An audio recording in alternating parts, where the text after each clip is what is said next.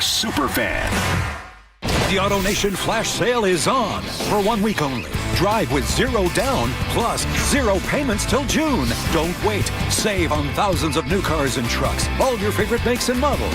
0 down plus 0 payments till June. We'll even buy your car and pay you top dollar on the spot. Don't miss this limited time event. Hurry to your nearest AutoNation. Appraisal subject to verification. 60-month max term financing on approved credit. Interest accrues from date of purchase. See store for details. Expires 2/28/26. Hear that? That's the sound of your life. Perfectly imperfect. Beating in rhythm to the world you've created. But every time you drive after drinking, the music gets drowned out. Your life sounds pretty great. Don't let a buzz ruin it. Buzz driving is drunk driving. Don't drive buzzed. A message from NHTSA and the Ad Council. Hi, I'm Brad Barnett, president and founder of Mountain High Appliance. Looking for the best deal in town this President's Day? Then stop by our Denver Clearance Center, where you'll find savings of 70% or more on open box, overstock, and discontinued appliances from the industry's best brands, including Bosch, Thermador, KitchenAid, and many more. Hurry in for the best selection, or visit us online and take advantage of these huge President's Day savings. When you think appliances, think Mountain High Appliance. Mountain High Appliance, your favorite appliance store. Thank you. Hey guys, Mark Schlereth here from my friends at Cutarelli Vision. Here's my story. I wore glasses growing up for a long time, and then when I hit my 30s playing for the Broncos, I ended up having LASIK surgery, but when I hit my mid-50s, I needed those readers for everything I did, whether it was going to restaurants trying to read menus, whether it was reading statistics, studying film, I needed those reading glasses. Well, I decided to go see Dr. Cutarelli at Cutarelli Vision for refractive lens exchange, and I can tell you firsthand, total game changer, and you can join Dr. Cutarelli for his live webinar tomorrow at noon. Learn more about refractive lens exchange from Cutarelli Vision. This free webinar is the perfect opportunity to meet Dr. Cutarelli and have him answer all your questions like, is RLE for me? Am I a good candidate? What's the recovery time? What's the cost? Is there financing? Cutarelli is Colorado's most experienced with over 90,000 vision correction procedures, and he can tell you when it's time for you. Make sure you join that live webinar tomorrow at noon. Register at ColoradoRLE.com. That's ColoradoRLE.com. It's time to take care of you. Who better to help you do that than the top voices in well-being on Audible? Sign up for a 30-day trial at audible.com/wellbeing. KKFN and KKFN HD1 Longmont, Denver. You're listening to Denver Sports 104.3. The Fan. Bold takes. I would put my fajitas up against any Mexican restaurant. Active listening. You weren't listening to a word I just said. Plus, a little number crunching. What's 12 minus 1? 12 minus 11. 1. This is why math confuses me. It's Stokley and Evans with Mark Schlereth on Denver. Tuesday out there, everybody. Richie Carney sitting in for Mike Evans today alongside Brandon Stokley. Good morning, Stoke. Good morning, Richie. How we doing? Doing well. Doing well. And I didn't think this was a thought that I would be confronted with this early in the morning, but we've got our TV on here in the studio, and it was playing some stuff from ESPN's national morning show, and they were doing a tiered ranking of Girl Scout cookies. You a big Girl Scout cookie guy, Stoke? I always buy some, but you don't eat them? But I try not to eat them. So I did. I was playing golf at Highlands Ranch, and it was the one Girl Scout. She had it nailed. She was in between holes. She must live right there, so you have to travel across the street on one of the holes. So she was hunkered down right there. So our group, you can't pass up a Girl Scout selling Girl Scout cookies and not stop by. So, it was genius move by her and her mom. And we stopped by, and I got a couple boxes. So I think we bought about 8 boxes altogether, just our group. Well, we got 4 people times 2. Okay, a couple boxes. But I ate a couple at the end of the round, but I haven't, and I have them in the pantry. I haven't eaten them since. I don't know if you've noticed, but I've put on a few pounds over the last couple years. Hey, you and me both, brother. So I'm trying to go the opposite direction. So I'm trying to have some discipline. My wife yells at me about me eating too much candy. Yeah. Okay. But then She's a lady. Every holiday, all she does is buy me candy. Exactly. So Valentine's Day, what did I get? 2 things of chocolate candies and like some Sour Patch Kids. Yeah, it's entrapment. At You that can't, point. Yeah. right? You can't You can't keep saying I got to stop eating candy and keep buying me candy. So anyway, I'm trying to lose a little weight, so I'm trying to stay out of the pantry late at night. Just don't go. Right, Just, you can't fail if you just stay out. But of the pantry. I do like to buy them, and if I was to guess, because I would go with the peanut butter ones. Yeah, the tag-alongs. Yeah, I guess with the chocolate. the all chocolate around. all the top, the layer of peanut butter. Yeah, those are good. They were doing a ranking of them, and it just reminded me because even though I'd kind of blocked it out because it happens every year, I have already fallen victim to the Girl Scout kind of hold up like you were on the golf course. I got 3 boxes just for myself, so I was beating your guys' quota by a little bit, and it just kind of made me like every year I have this like moment of reflection where I'm like. Every year they get me like that. Like they don't even, as soon as they see me walking into the Walmart or whatever it is, they don't even have to make eye contact. I already know. I had no intention. It was not on my radar. And I have to appreciate the entrepreneurial spirit of it a little bit. Did you see the story about that girl in Philadelphia who sold 87,000 boxes? I did not. Now, obviously, this is like when I was a kid, and I'm sure you've done it with your kids too. Like your parents go to the office, they help out, they get names listed down to do it. 87,000 boxes of Girl Scout. Those are kingpin numbers. Yeah. That's like at some point you got to have a seat on the board, and at least I can feel comfortable. How did she do that? What was the key? I mean, what was the strategy? I have to go back and read the article to get it like nailed, but it just sounds like she set herself up. And she's clearly got parents that are very aggressive about it, like dance mom version of cookie sales. Right. So they're probably putting her out on all these different street corners. They're networking their businesses and going. But still, that's 87,000. That's a big boxes. boy number. Yeah, it almost feels like there's like money laundering going on in there somewhere. Like there's no way, because how do you even ship all those to all the people? Like usually it's a handoff, right? Yeah. So unless she's handing them off by the pallet, I digress. Thank you. I appreciate ESPN's morning show for confronting me with the fact that I have already, in the last month, bought and eaten 3 boxes of Girl Scout cookies by myself. Other morning headlines of the day. It is Combine Week. We are expected to, later this afternoon, I'm fired up for hear that. from Sean Payton and George Payton. And this is kind of an interesting year, I think, for the Broncos to be in this position, in this setting, because outside of last year, the Combine conversations, Stoke, have been a lot different for the Broncos, right? Because they've been in the quarterback market a lot of the time, or they've had a high pick. So the star power or the style of player that they're going for is a little bit different than maybe they are right now, sitting at pick number 30. Given the fact that they're not in the quarterback market anymore and that their positions of need outside of maybe 1 or 2 aren't really sexy, I don't know how much I'm expecting to hear that's going to be juicy from a Sean Payton and a George Payton today, other than maybe if somebody's going to have the stones to ask Sean Payton if he's going to be calling plays. Well, what do season. you mean stones? I mean, I think that's the first question. I don't think that's a. Do you though? Because I feel like we think that, and then we get into these settings, and then they don't ask it. They end up asking. Kliss is going to ask it. Mikey Kliss is going to ask close. it, unless he forgets again. Sometimes he forgets, right, Ty? Well, we're not gonna let him forget, because we are gonna talk to Mike Kliss in about 40 minutes from right now, and we will make sure to remind him what his first question should be. So he's gonna. It's going to be asked. I don't think it's a tough question. I think that's the low hanging fruit question that you got to ask, because there's not, to your point, there's not a whole lot else to talk about really. I mean, you can talk about him and Bo. Yeah. I think that would be the juicy one. Is that have you guys made up? Yeah, right. What happened there? Bo didn't seem like he liked you coming out and putting all his injury history out on the streets. How's the relationship there with Bo? I mean, I think that would be the tough one. But so do you expect Sean to give us an answer? And if he does, what would the answer be? What do you expect? What's your best guess today?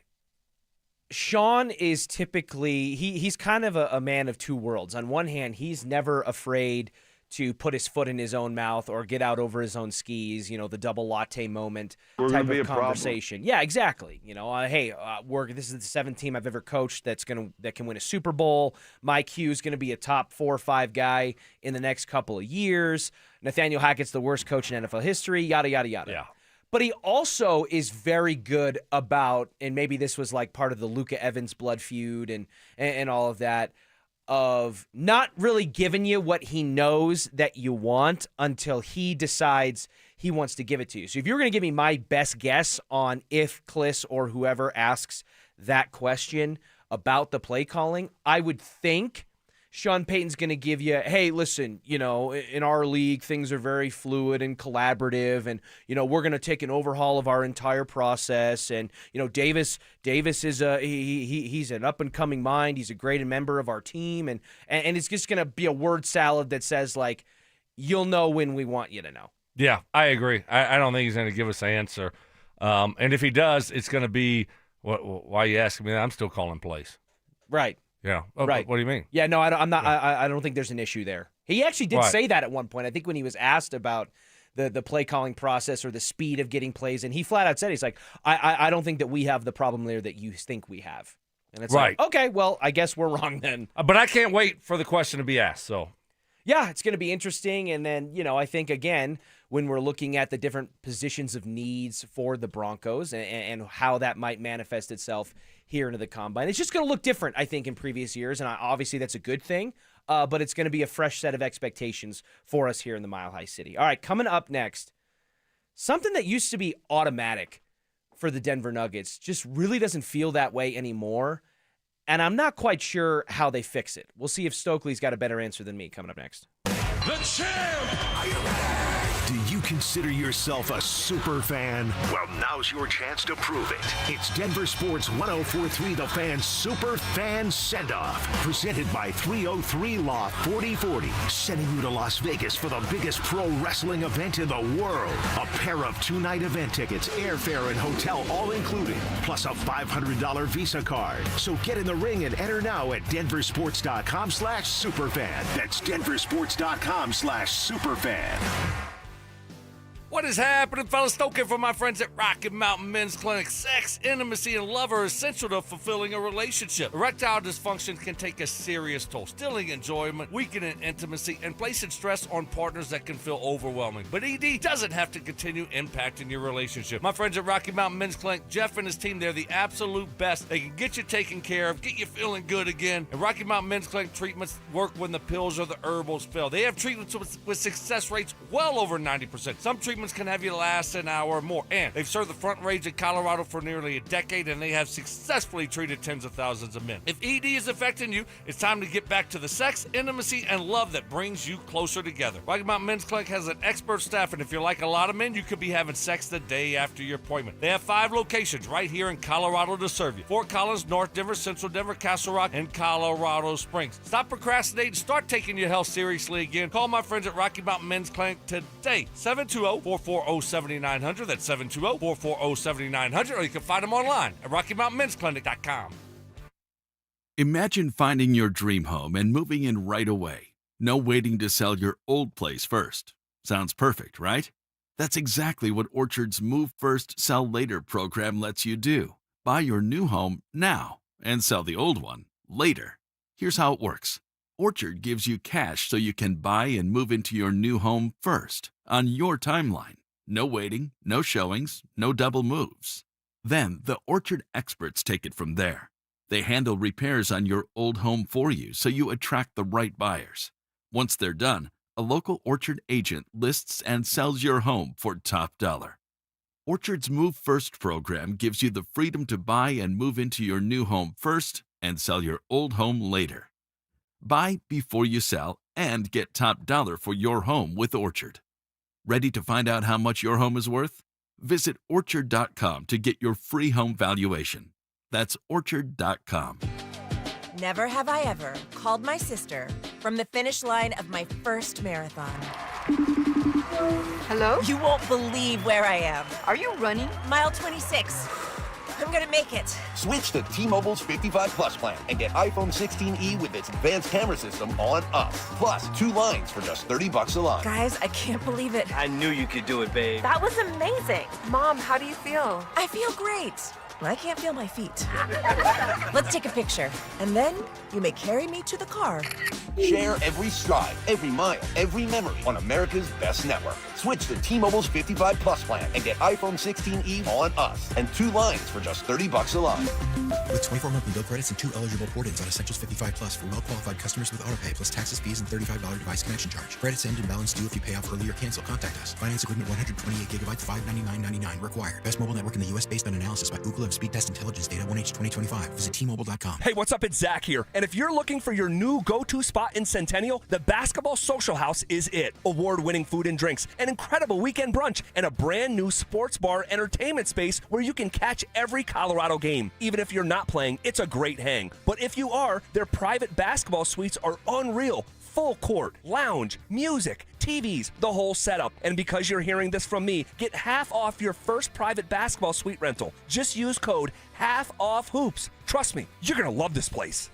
Are you 50 or older? This news is for you. The CDC recommends you get vaccinated against pneumococcal pneumonia.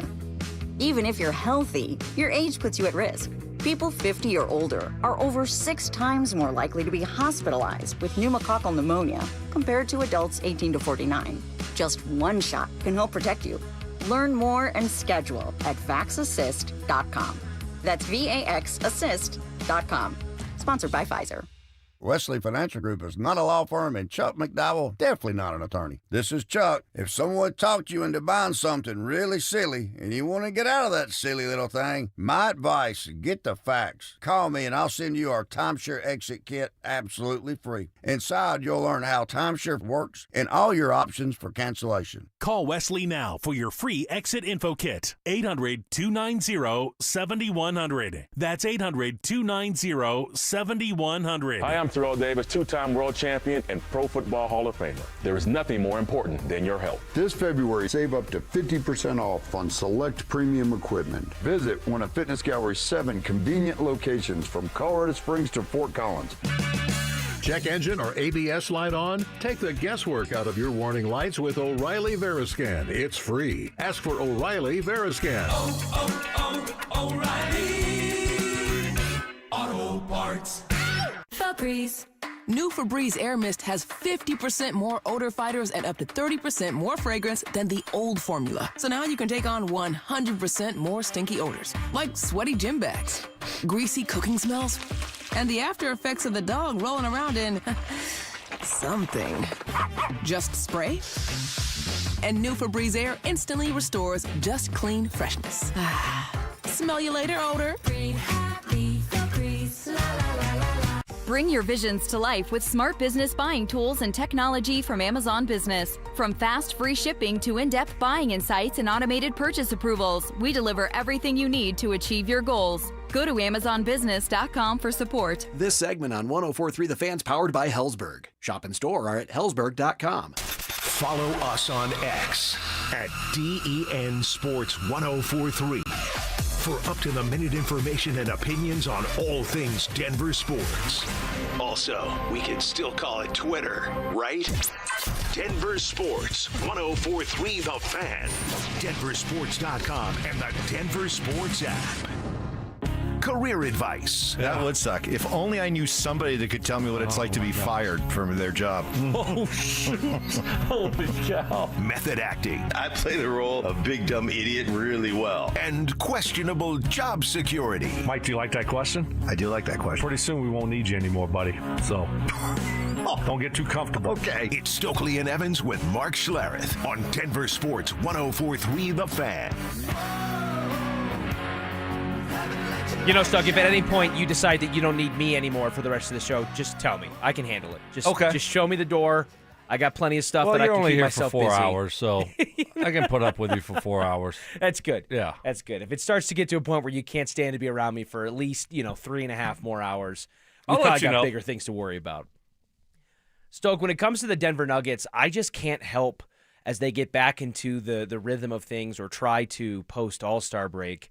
I just can't help but feel like something that just used to be automatic for this Nuggets team hasn't felt more difficult or labored in a long time. And it's not as simple as an A or B type of thing. I mean, you could easily point to it and say, hey, the Denver Nuggets used to be the best, if not one of the best clutch teams in the NBA, and they're just not anymore. And I think it goes deeper than that as to why. But after their latest loss, they now have a losing record. They're 14-15 in clutch games, which is defined as games that are decided in the final 5 minutes.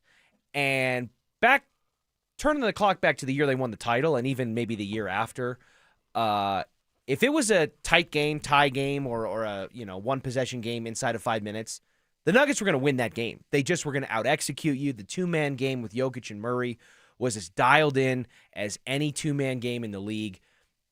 And when it mattered most, Jamal and the Joker were either going to hit the shot that mattered, or they were going to run the set, execute the play, find the open man, and that person, be it KCP, Bruce Brown, Christian, whoever, was going to convert when it mattered. And now it just feels like they can't anymore. And I'm not 100% sure as to why. If you were to take a stab at your best guess as to why something that used to be the calling card, the hallmark of this Nuggets core and this Nuggets team, which is the same, by the way, outside of Michael Porter Jr., who was shipped out for Cam Johnson, what would it be?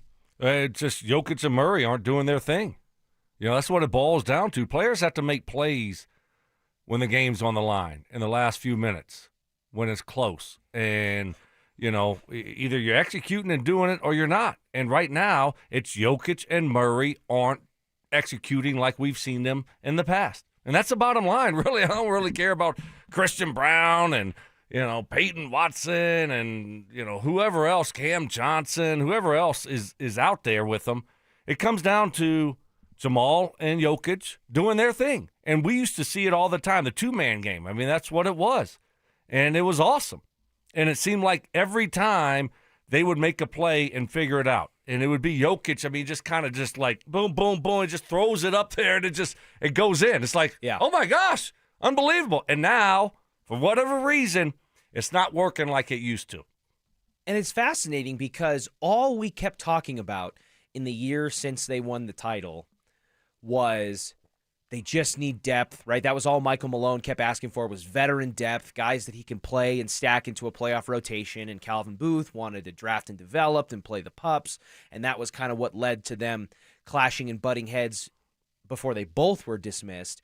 And then Ben Tenzer and Jonathan Wallace come in, and they just kick the door down. And they ship out Michael Porter Jr. to bring in Cam Johnson, who's been a very up-and-down evaluation. They bring in Jonas Valanciunas, who's probably the best backup big since Jokic filled that role early in his career. Bringing back Brucey B. And Tim Hardaway Jr., who's, I think, been the most underrated signing of the offseason. And then it's the injuries. They can't stay healthy. The starters have only played like 10 games together over the course of the 60-plus games that they've played this season, whatever it is. So the health is a huge issue. Aaron Gordon looks like he's just going to be a step or two away from a soft tissue injury for the rest of his career, which is unfortunate because I think he's kind of a linchpin in their title hopes because of the defensive presence. And it kind of, to me, just feels like they went to the well over and over and over again, relying on and banking on the things you talked about, that, hey, when the chips are down, Jamal and Murray are going to make, Jamal and Jokic are going to make a play. They're going to figure it out. Jokic is the best basketball player in the world. He's the smartest basketball player in the world.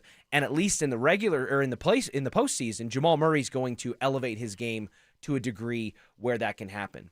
But they've kind of gone back to that well now, and it's just dry. And I don't think they 100% know what to do about it. Like, it's not working. You've got Jokic stepping up in front of a microphone, who is typically never one to really give you much or say much, going, hell yeah, I'm worried. We're losing these games. David Adelman sitting in front of a microphone after these losses going, our approach is bad. We're not approaching these games right. Our game plan isn't right. We're having to fight too hard to try to win these games, and it's coming up short. And it feels to me like the Nuggets might have a little bit of an identity crisis. And for a team that is in the title window that it's in, that's pushed all their chips into the center of the table, basically on this season, it just feels like a really rocky place for them to be in. Well, I think, they're in a tough spot because of the injuries. That hasn't helped this situation. And now, I don't think that has anything to do. Murray's been healthy, so I don't think that has anything to do with Jokic and Murray. And look, sometimes the ball is just not going in the hoop. Sometimes you're making bad plays. We're seeing turnovers. We're seeing, silly passes between the two of them. and bad turnovers in big situations. So I'm hoping that once this team gets whole again, we're gonna see them return to the form that we've seen in the past. I mean, they're too good. Both of them are too good, and we've seen it for too long. We've seen them do it at a high level and execute at a high level for too long, all of a sudden for it to just go away. And Jamal's having maybe, one of his best regular seasons ever. And so the fact that it's not leading to finishing late in basketball games is a little bit of a head scratcher. So, I mean, you look at it and you say, okay, well, both of those guys just got to execute a little bit better. Yeah, I mean, Jamal is having pretty unequivocally the best year of his career, certainly in a regular season setting. And it's been interesting. You mentioned the turnovers. Going into that game against the Warriors, another game that they had in hand and fumbled away in a clutch kind of situation.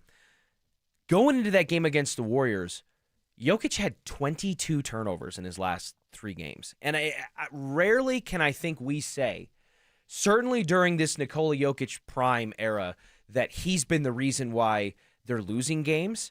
And it doesn't take away from the fact that he's incredibly skilled and talented, and they certainly, in a larger sample size, tend to stand a better chance of winning and winning big when he's there versus when he's not. But it's hard to deny, Stoke, that since coming back from that injury, he just hasn't looked like himself, and he has really negatively contributed in ways that, again, we're just not used to. So clearly there's a lot that needs to be ironed out over there at Ball Arena for the Denver Nuggets as they continue down the backstretch of their season and prepare for what I think is going to be a major, pivotal postseason stretch that could determine the future trajectory of their franchise. Well, I think just real quick too. Jokic has got to be better. Certainly, I mean he's the guy. But all of a sudden, when you're used to the ball going in the hoop, when you're used to executing at a high level, you don't really think about it. That's just what you do. Right. And then when it doesn't start, when it stops happening for you, guess what you do? You start thinking about it a lot. And now you want to be perfect. Where before you're just like, it's like Sean Payton talking about when you're a young play caller, you don't think about anything. You don't think about the negative things. Jet sweep on the 8-yard line. Yeah, I'll run a reverse on the 8-yard line. I don't care. But then when you get a little bit older, you start thinking about the consequences for all these things. Same thing in those situations. When everything is going in, everything is working, you don't think about it. But when it stops working, that's all you do. And then you put more pressure on yourself. So hopefully that's not the situation here, but it's something obviously to continue to follow. Well, it stopped working, at least in the short term for sure. So whether it's David Adelman, whether it's Christian Brown, or Jamal Murray, Nikola Jokic, somebody's got to step up and from a self-reflection standpoint, help figure out why the wheel isn't spinning as smoothly as it has been, because time's running short before the 7-game series are going to unfold and the losses are really going to start to matter. We'll keep an eye on that. But coming up next, CBS Sports did a list and a ranking of the most important offseason priorities for every single team, and who they selected for the Denver Broncos, you might not expect. That's next. The champ! Are you ready? Do you consider yourself a super fan? Well, now's your chance to prove it. It's Denver Sports 104.3 The Fan Super Fan Send-Off, presented by 303 Law 4040, sending you to Las Vegas for the biggest pro wrestling event in the world. A pair of 2-night event tickets, airfare and hotel all included, plus a $500 Visa card. So get in the ring and enter now at DenverSports.com/superfan. That's DenverSports.com/superfan.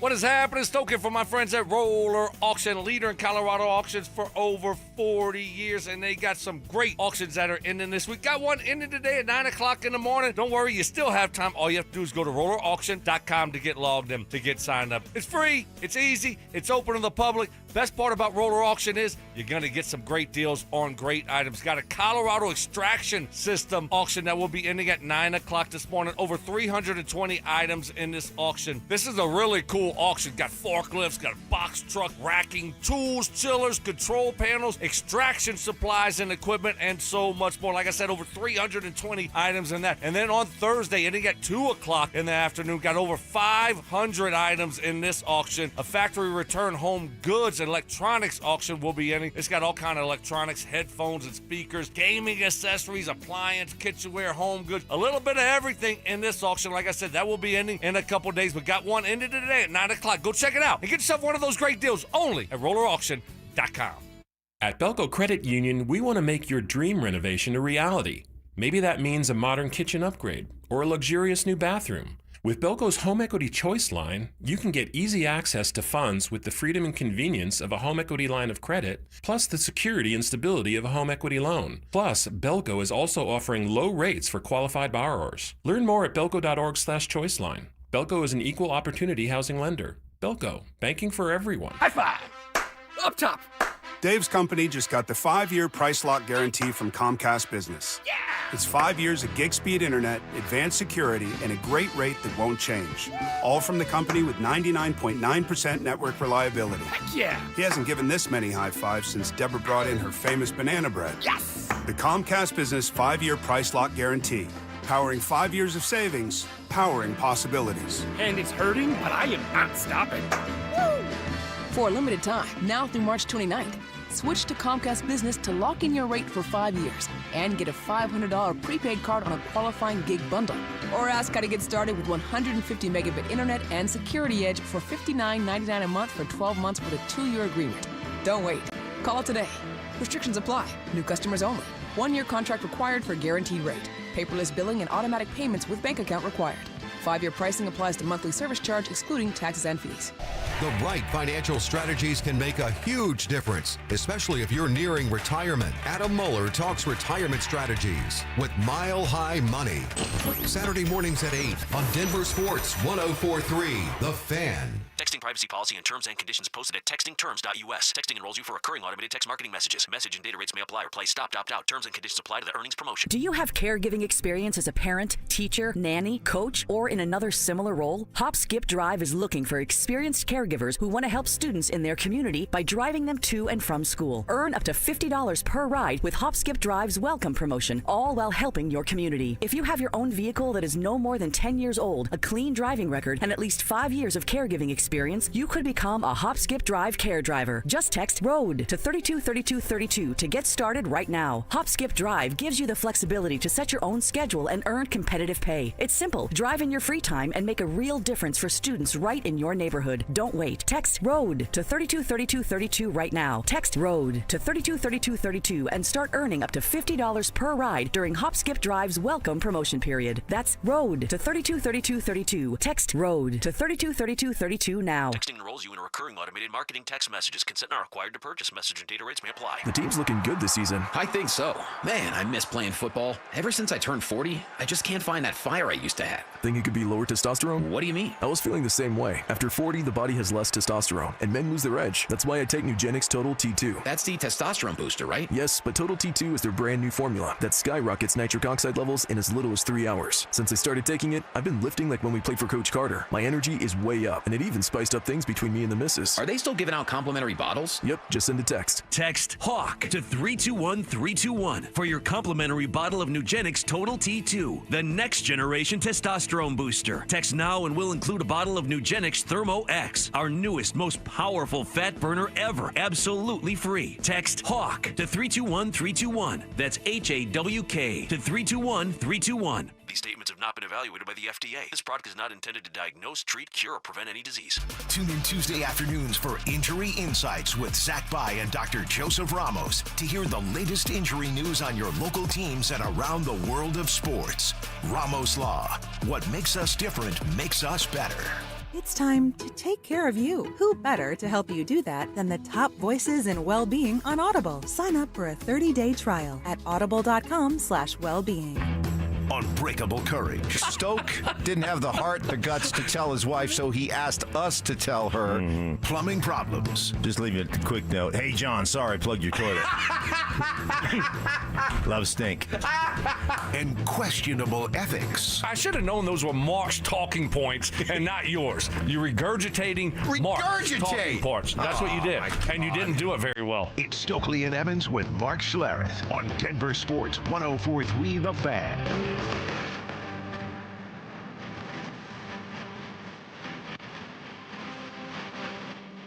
Stoke, if we were to poll Broncos country and ask them what the top off-season priority should be for the Denver Broncos this season, I think the majority of the responses would probably lean toward an offensive playmaker of some type to put around Bo Nix and help maybe shore up some of the shortcomings with Sean Payton's scheme from last year. Would you agree with that? Yeah, tight end, running back. Sure. Probably would be, maybe someone would say receiver. So right up there, yes. Offensive weapon around Bo there, I think would be at the top of the list. I would tend to agree with you. However, CBS Sports did this exercise for all 32 teams around the NFL. They kind of grouped it by division, actually. And they did not have an offensive weapon to add around Bo Nix as what should be the top priority for the Denver Broncos this offseason. Their top priority acquisition was Philadelphia Eagles linebacker Nakobe Dean. Now, I can understand the logic maybe behind going to linebacker specifically if you're going to focus on a defensive player, because that room has the potential to have a lot of turnover this offseason with Alex Singleton and Justin Cernod both up for free agency, and Dre Greenlaw having a mixed bag type of season in his first year in Denver with a small dead cap figure if the Broncos did want to move on. Not saying they will, won't, or should do any of those things, but for the purposes of this discussion, here was their explanation for why Nakobe Dean should be a top priority acquisition for Vance Joseph's defense. Quote, Denver's Alex Singleton and Justin Cernod are both hitting free agency this offseason, so linebacker could be a need in Vance Joseph's defense. Dean still has an upside as an athletic second-level defender, and his ability as a blitzer could be especially valuable. I'm not going to lie and say that Nakobe Dean isn't an absolute dog, Stoke. I think as a linebacker, if you're talking about the opportunity to bring in a playmaker similar to the vibe that we had around Dre Greenlaw last offseason, I can understand it. And as somebody who on their 2026 free agent wish list has a linebacker in Devin Lloyd from the Jaguars as their number one pick, do you resonate with the logic behind CBS's explanation there? Yeah, sure. I mean, we've been talking about inside linebackers for a while. We went out and got Dre Greenlaw last year and hoping that he would be the answer to one of those spots, and he just wasn't. And I don't know how much he has left in the tank, honestly. And I don't know if the Broncos can count on him next year to be healthy. So, and then you have two guys that are free agents, so you're going to be looking outside now. And they put a lot of resources in Greenlaw. I mean, that means they knew last year they wanted to upgrade that position. So a guy like Nakobe Dean, all right, I'm up for that. I got Devin Lloyd on mine. And so, yeah, it's a priority. It's definitely one of the weaknesses on the defense, you would say, is inside linebacker. And so, but you look at Dean, and I look at games played here. It is a little bit concerning, his injury history. Mm-hmm. He played 17 his first year, and then 5 his second year, 15 2 years ago when they won the Super Bowl, and he had a really good year. I mean, that was his breakout year when he had 128 total tackles, 3 sacks. Had a really good year there, but only 10 last year. So, again, you have to be concerned about the injury history with a guy like Nakobe Dean. I think you do. And I think that it's an interesting evaluation when you're talking about linebacker specifically, right? Because, one, like any free agent situation, there's a reason the team that currently employs them is willing to or eager to move on from them. And not saying the Eagles are necessarily eager to move on from them, but they're clearly comfortable moving in that direction as the offseason approaches for 2026. And with Howie Roseman at the helm, the Eagles front office has been lauded as one of, if not the best, in the National Football League. So, like any incoming free agent, including when we brought in Evan Ingram and Dre Greenlaw, Talanoa Hufanga, J.K. Dobbins, the slew of players that came in this past offseason to Denver, there's always going to be, whether it's a red flag or a warning label or something that makes you go, okay, I don't know. But the alternative for a room that's going to need to be addressed, for the reasons you pointed out, is you turn to the draft. And it feels like inside linebacker is a lot of years often kind of a weird position to try to evaluate coming out of college because the style of play is different. The archetype of linebacker has gone from that Brian Urlacher, Ray Lewis, real run-stuffing, big-bodied middle linebacker to a guy that's a little bit slight of foot, a little bit smaller, but can play sideline to sideline, more of an emphasis on coverage, whether it's in tight ends, slot receivers, etc. So I think it can be hard, specifically with inside linebacker, to throw darts at guys coming out of the draft, and maybe you feel more confident or comfortable, even if there's an injury history or a higher price tag associated, addressing that position in free agency over the draft. Yeah, I think, certainly it's one of those things where you look at guys, teams don't want to let their really good players get to free agency and lose them. But sometimes that just happens for whatever reason, especially a team like Philly. You can't keep everyone. Right. And when you draft so well, you got to pay so many guys. Yes, you're not going to be able to keep everyone. Sometimes you're going to have to lose guys and just try to replace them. That's just the way it goes. So, and when you're playing in the football business, you're going to get injured. And a lot of these guys are injured. And so when you're going into free agency as like the Broncos will be and looking for inside linebacker help, those guys hit every play. A lot of those guys get injured. You just keep your fingers crossed. Hufanga, he was a hit. He had his injury history with San Fran. Mm-hmm. He stayed healthy with the Broncos. Greenlaw, not so much. So you got to keep your fingers crossed and hopefully that they stay healthy. But I think you will see Sean Payton and George Payton go out and be really aggressive when it comes to adding one of those guys, inside linebacker in free agency, and then trying to keep either Alex Singleton or Sternad. Well, somebody that would probably know a little bit about what the Broncos may or may not be planning this upcoming offseason is our 9 News Broncos insider, Mike Kliss, who will join us live from Indianapolis at the Scouting Combine coming up next. Do the title hopes of the Denver Nuggets rest on one singular player? I think it's pretty simple. They won't because Aaron Gordon isn't healthy. They will because Aaron Gordon is healthy. I agree with you, 100%. That's your stopper. That's your guy that is your matchup guy on the defensive end of the court. For me, it comes down to Aaron Gordon. Denver Sports 104.3. The Fan.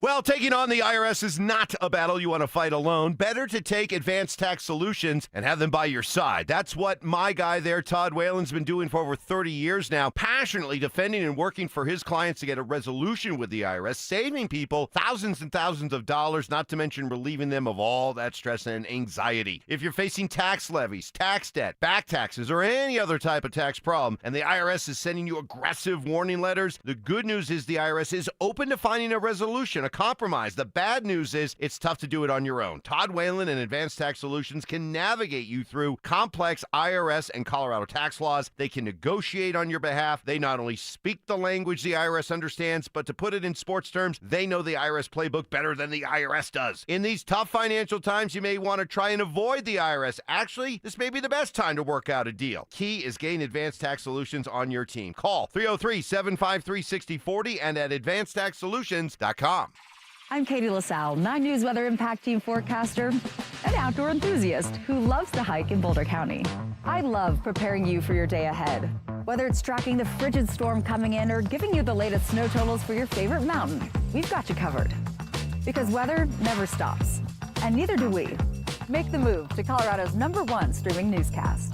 Make the move to 9 News Mornings. Weekday mornings, live starting at 4:30, anywhere you watch. Your air duct cleaning experts, Ductworks. So you dust the mantle on Monday, and it's covered again by Tuesday. It's frustrating, right? But don't just look at the mantle. Do me a favor. Remove one of your vents and take a look inside. You see that buildup? That's where the musty smell of dust is coming from. Your home system is just recirculating that dust over and over again until you finally press that reset button on your home's air quality. Mark Schlereth here. You need to call my friends at Ductworks. Ductworks sets the standard for clean air in Colorado. In fact, they are NADCA certified, which means they're insured and you're receiving quality through knowledge. And they don't just blow the air around. They use specialized scraping system to scrub the walls of your air ducts, removing years of grime. Call them today at 303-425-0985 for a free estimate. Commercial or residential, get a fresh start today. Call 303-425-0985 or visit them at ductworks.com. 303-425-0985. So, you're ready to propose, huh? Yeah, man. She's definitely the one. What are we thinking about the ring? I got my wife's at Hellsberg. I couldn't recommend a better jeweler. I could use some help with that. Man, go to Hellsberg. I had no idea how many details you need to consider. Did you know you can get a natural or lab-grown diamond? I didn't. Figure out what she wants. Trust me, they'll make it happen. Start your story with Hellsberg. Shop in store or at hellsberg.com. Thy ticket, Lady Jennifer of Coolidge. Well, many thanks, good sir. Here'th my Discover card. They accept Discover at Renaissance fairs? Yeah, they do here. Discover is accepted at the places I love to shop. Getteth with the times. With the times? You're playing the lute. Yeah, and it sounds pretty good, right? Discover is accepted at 99% of places that take credit cards nationwide. Based on the February 2025 Nielsen report. Get in the zone, AutoZone. Jeff's day is off to a slow start. So he heads to AutoZone, America's #1 battery destination, where Sammy, a local AutoZoner, tests his battery for free. Looks like he just needs a charge, and Sammy does that for free too. In no time at all, Jeff is back on the road, ready to finish the day strong. Free battery testing and charging at every store. No hassles, just help. Get in the zone, AutoZone. Restrictions apply. Imagine finding your dream home and moving in right away. No waiting to sell your old place first. Sounds perfect, right? That's exactly what Orchard's Move First, Sell Later program lets you do. Buy your new home now and sell the old one later. Here's how it works. Orchard gives you cash so you can buy and move into your new home first, on your timeline. No waiting, no showings, no double moves. Then the Orchard experts take it from there. They handle repairs on your old home for you so you attract the right buyers. Once they're done, a local Orchard agent lists and sells your home for top dollar. Orchard's Move First program gives you the freedom to buy and move into your new home first and sell your old home later. Buy before you sell and get top dollar for your home with Orchard. Ready to find out how much your home is worth? Visit Orchard.com to get your free home valuation. That's Orchard.com. I'm Boomer Esiason. My mom died from cancer. She was only 37 years old. She didn't have life insurance, and that was devastating for my family. That's why having life insurance is so important to me. Ethos makes it fast and easy. Get a quote in seconds, apply in minutes, and get same-day coverage. You can get up to $3 million in coverage with no medical exam. Get your free quote at ethos.com/play. That's ethos.com/play. Paid spokesperson. Time spent on application may vary. Online health questions required. Access to education changes lives. That's why National University provides flexible online and hybrid programs from associate to doctorate degrees. Since 1971, NU was built to serve non-traditional working and military learners nationwide. NU understands the demands of work, family, and service. Each year, more than 130,000 learners trust National University to move forward. Visit nu.edu to learn more. Stream Stokley and Evans with Mark Schlereth, Dover and Cecil, The Drive, and all your favorite shows on the Denver Sports 104.3 The Fan app. Denver Sports 104.3 The Fan, DenverSports.com, and the Denver Sports app. Online shopping. I have great friends. Are these paid friends? Like my wife? Yes. Are they mail order friends? Survival instincts. I would be the easiest man in the world to kidnap. All you have to do is have a sign that says Schlereth, and I'm getting in. In a little bit of gore. I got attacked. You got attacked? Yeah, I thought I was going to have to get my finger or hand amputated. I mean, it was just gushing blood. Gushing. It's Stokley and Evans with Mark Schlereth on Denver Sports 104.3 The Fan. Combine week is upon us in the National Football League, and want to check in with our 9 News Broncos insider Mike Kliss, presented by Fitness Gallery. Richie Carney sitting in for Mike Evans. Good morning, Mike. What's the scuttlebutt? What's the latest around St. Elmo's and everything going out there in Indianapolis? Well, you got 2 things going. You got the guys checking out the draft prospects and, interviews. I think a lot of the interviews start today with some of these guys, linebackers, Broncos, be looking at inside linebackers. And then you got, in the hallways, everyone kind of feels out the free agent market. And, I think the free agent market is really more the story, because what do we got here? 2 weeks free agency opens, and that's where the Broncos will first start making hay on improving their roster next year. Mike, I'm not expecting to hear much from George Payton, but Sean Payton's an interesting one. Will he tell us who's calling the plays, and if so, who do you think that person's going to be, him or Davis Webb? You know, I'm guessing here, and we're going to find out about 3 o'clock today. I'm sure that'll be the first or second question out of the chute. But my guess is it's going to be somewhat of a hybrid. You know, they're gonna work together type of thing with the play calling, and you know, I think Davis Webb is going to be involved in the game planning and the play calling, but I'm not sure. You know that I'm not sure Sean Payton's going to make a definitive thing where he says, this is absolutely what's going to happen. Yeah, this is absolutely what's going to happen. You know, the Davis Webb is absolutely calling plays. I'm stepping back. I don't think that's going to happen. You getting some coffee this morning, Mike? What you got going on down there in Indy? You hitting them streets? Oh, excuse me. Hold on a second here, guys. Hold on a second. We've had everything on this show. We're here at the, You know this place. Yeah. I am at Cafe Ponchura. Okay. You know where that is, don't you? Ponchura? No. Mike hadn't been there forever, buddy. I left Indy in 06, man. That's 20 years ago. You think I know where Cafe Ponchura is? Unless it's at the turn at one of our many golf courses here in the metro area. I don't know that Stokley can pinpoint the exact location. Yeah, definitely can't.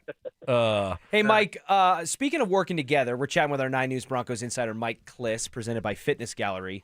Speaking of working together, you put it out there a little bit ago that the Broncos visited last week with veteran coach Mike Zimmer about a potential senior coaching position. There's nothing imminent, but there's mutual interest. So for a guy that's been a football coach since the late 70s and has been in the NFL since 1994, what does a guy like Mike Zimmer bring to the Broncos and Vance Joseph's defense that wasn't or wouldn't already be there before? You know, I guess a guy to watch tape, you know, and make suggestions is what he would probably do. The one thing about the Denver defense that Sean Payton didn't like last year was the lack of takeaways. And I think they had they had a bunch against the Bills, and you saw how much impact that had. They basically couldn't stop the Bills, but they won the game because, you know, Josh Allen turned the ball over 4 times, and the Bills turned it over 5 times. So that was one thing. But, you know, it's about not being complacent. You know, the Broncos they obviously know how to bring heat. As the season went along, there was a little more leakage in the defense. So, you know, try to tighten it up and try to stay one step ahead of the opponent. He has, like you say, he's been around. He's 69 now. So I'm not sure I think he lives in Texas. I'm not sure he's going to, you know, it might be something where he does it from afar. I'm not sure how they're going to work it out. But, you know, it's just it's another resource. He worked with George Payton for 7 years in Minnesota. George was the assistant GM there when Zimmer was the head coach from 2014 to 2021. So there's familiarity there. You know, just another knowledgeable guy to take a look at things and evaluate. Yeah, we'll see how that, you know, I don't know. I'm sometimes you never quite. I don't know how I feel about the old man consultant role, you know, just kind of sitting back in Texas, flying in every couple of weeks, you know, throwing his 2 cents in, then going back and fishing. I mean, I don't know. Hopefully it'll help out, you know, but. Yeah, Sean Payton's had those guys. You know, he's got Joe Vitt. He's already got a senior guy in Joe Vitt. Yeah, but he's here, right? I mean, he's here every single day. He's on the field, and he's been around, so that's a little bit different. Mike, last one for me. Do you think anyone asked Sean about the relationship between him and Bo and the end of the season press conferences, and then Bo calling his press conference, and didn't seem like he was too happy with Sean's comments the day or two before about his ankle and his injury history? Yeah, he'll be asked about it, I'm sure. And, I think it's going to be one of those things where he says, look, it's like old marriage, you kind of snipe at each other a little bit, but they're all good. They're on the same page. That's a message I've been getting ever since, that came out with Bo's press conferences. They like each other. They just, they're fiery. They're competitors. They kind of, give each other the business once in a while. I think that's how they're going to address it. That is kind of their feeling, that all is good. There's not a, I don't think there's at all a John Elway, Dan Reeves type situation that we've heard about, in years after their relationship. We knew it was tense, even when they were together, active, playing and coaching together. But you find out years later just how bad it was. I don't think it's anything near that contentious between Bo and the coach. I think it's just one of those things where every now and then you get a little irked with each other. Yep, it's going to be fascinating, I think, to see how that dynamic unfolds. We'll get our first peek back behind the curtain later today. Mike, thank you so much for joining us. Enjoy your time out there in Indianapolis. Stay caffeinated, and we'll catch up with you again soon. All right, thanks a lot, guys. Love it. Our 9 News Broncos insider Mike Schlereth, presented by Fitness Gallery. They sell the world's finest fitness equipment. Hey, calling all wrestling superfans, we have your chance to go to Las Vegas for the biggest pro wrestling event in the world. And I think you know which one I'm talking about. It's the Superfan Send-Off presented by 303 Law 4040. If you're lucky enough to win this grand prize, here's what you're going to get. A pair of 2-night tickets to the event, round-trip airfare for 2 from Denver to Las Vegas, 2-night hotel stay, and a $500 Visa gift card. So get in the ring and learn more information at denversports.com/superfan. Coming up next, we welcome in the big fella Mark Schlereth, and we discuss some bold predictions for the Denver Broncos that have them taking some pretty significant swings here in the next couple of weeks. All of that coming up next. During his best season as a pro, does Jamal Murray need to give his teammates a reality check? Couldn't Jamal Murray sit down in that locker room and call guys out by name? Those sort of conversations have to be had, and I don't think there's anybody better to do it than Jamal Murray because he was the problem and is now the solution. Denver Sports 104.3. The Fan. Is your love language money? Hey, no judgment. Stokley here, and mine might be too. And if you want someone who speaks that language fluently, call my friends at Cajun Wealth. I thought I had my retirement plan in pretty good shape. I mean, I've been around the block, I've worked with advisors before, but when Cajun Wealth took a second look, they found opportunities I had completely missed. Now I got a clearer path, a better strategy, and way more peace of mind. And what I love about Cajun Wealth is they're fiduciaries, which means they're legally required to put your needs first. And as a client, I can tell you, they actually do. They're going to look at you and your situation and come up with a game plan specifically designed for you, your goals, and your needs. And that's what I love about Cajun Wealth. So if your love language is money or even just clarity, call my friends at Cajun Wealth today for a free consultation. You'll be glad you did. 720-204-8100. That's 720-204-8100. Or you can find them online at TrajanWealth.com. That's TRAJAN Wealth.com. They have offices located in Broomfield, Greenwood Village, and Loveland. Trajan Wealth. Plan smarter. Dream bigger. Advisory services through Trajan Wealth, LLC, SEC registered investment advisor, client, paid advertisement. Additional disclosures at TrajanWealth.com. Meet Morgan Jones. Morgan is about to step into a world unknown to most, thanks to Progressive's Renters Insurance, a place of fresh linens and turn-down service. You see, Morgan temporarily vacated her apartment and has gone to a hotel because a pipe burst in her apartment. A pipe that made her sense of reality and apartment ceiling all come crashing down. Luckily, Morgan checked into Progressive's Protection Zone. Get a quote at Progressive.com. Progressive Casualty Insurance Company affiliates and third-party insurers. Jackson Hewitt knows taxes are complicated, and with multiple jobs and tax forms, they're like sonata complicated. Our no surprise pricing keeps things simple. Jackson Hewitt does your taxes for only $149 or less. And since we know all the new tax codes, you could get thousands back. So what are you waiting for? Hurry. File with Jackson Hewitt today for only $149 or less, guaranteed.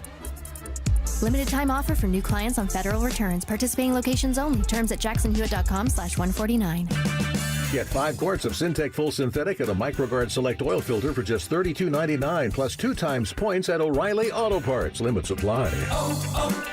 O'Reilly Auto Parts. I know that hiring can be challenging. You need someone to match your role perfectly. Well, now you can meet them fast on ZipRecruiter. Build your team, build it sooner. Meet your match on ZipRecruiter. Just head to ZipRecruiter.com/free right now to try it for free. That's ZipRecruiter.com/free. Meet your match on ZipRecruiter. Try it free. Every business starts with an idea. With smart business buying from Amazon Business, get everything you need to grow in one familiar place. From office supplies to IT essentials and maintenance tools. Ready to bring your visions to life? Learn how at AmazonBusiness.com. Hey guys, Mark Schlereth here from my friends at Xfinity. Imagine all that could happen in 5 years. Jobs may change, kids will grow, new memes will come out, but what if you had reliable, intelligent Wi-Fi and the price didn't change for 5 years? Thanks to Xfinity 5-year price guarantee, you don't have to worry about that part of your future. You're guaranteed 5 years of Wi-Fi that boosts speeds to your devices that need them the most, that finds and fixes any issue before you even notice them. It's like super intelligent Wi-Fi that keeps you protected from online threats. You get incredible gaming speeds on multiple devices and no one battling for bandwidth. For the next 5 years, all your devices will be working with perfect harmony, and you get our best equipment with no annual contracts, no fees, and no strings. So even though your kids grow up and you still don't understand 6-7, your internet will stay sharp, reliable, and most importantly, the price will stay put. Plus, get online in minutes with same-day Wi-Fi, all with Xfinity 5-year price guarantee. Lock in your price and unlock the possibilities. Xfinity. Imagine that. Restrictions apply. Select plans only. Do you owe $10,000 or more to the IRS like Will? When I was 50, my whole life fell apart. I lost my job, I lost my wife, I lost the house, I lost pretty much everything except for my life. When the IRS came calling, I just didn't have it in me. I felt like Wile E. Coyote, just waiting for that IRS anvil to drop. Then Will found Tax Relief Advocates. I heard their advertisement on the radio, I wrote down the number, and I made the call that changed everything. The IRS gave me a bill for $40,000. Tax Relief Advocates got that down to $3,200. I've paid 9 cents on the dollar. Now that's a great deal in anybody's book. If you owe 10 or even hundreds of thousands of dollars to the IRS, don't lose hope. Do what Will did and call TRA for a consultation. But for me, the real win is I got my life back. Visit TRA.com or call 800-488-2578. 800-488-2578. That's 800-488-2578. I am down 60 pounds because of SodaWeightLoss.com. The weight came off a few years ago, and it came off naturally. And I got to tell you, having my own nutritionist, someone who was always available via text, made all the difference. It's real support from a real person. That's what keeps you consistent with SodaWeightLoss.com. Soda is the #1 weight loss company in America for client satisfaction and results. Clients look and feel 10 years younger, just like I do. I move easier, I sleep better, I got my confidence back, baby, and all thanks to SodaWeightLoss.com. And here's the best part. Join now and your partner joins for free. You start together, you support each other, and you both get younger, feeling healthier versions of yourselves. Call them up, 1-866-800-SODA. That's 1-866-800-SODA. Join Soda for a short time to have results that last a lifetime. Go to SodaWeightLoss.com. That's SOTA weightloss.com. Soda Weight Loss is, say it with me, it's got to be state of the art. Some people just know you can save money on car insurance by checking Allstate first. So what are you waiting for? Check Allstate first for a quote today. You're in good hands with Allstate. KKFN and KKFN HD1 Longmont, Denver. You're listening to Denver Sports 104.3 The Fan.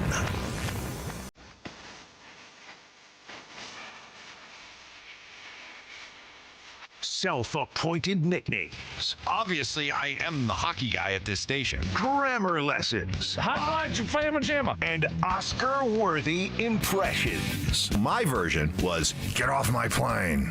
Okay. Yours was, get off my plane. It's Stokley and Evans with Mark Schlereth on Denver Sports 104.3 The Fan.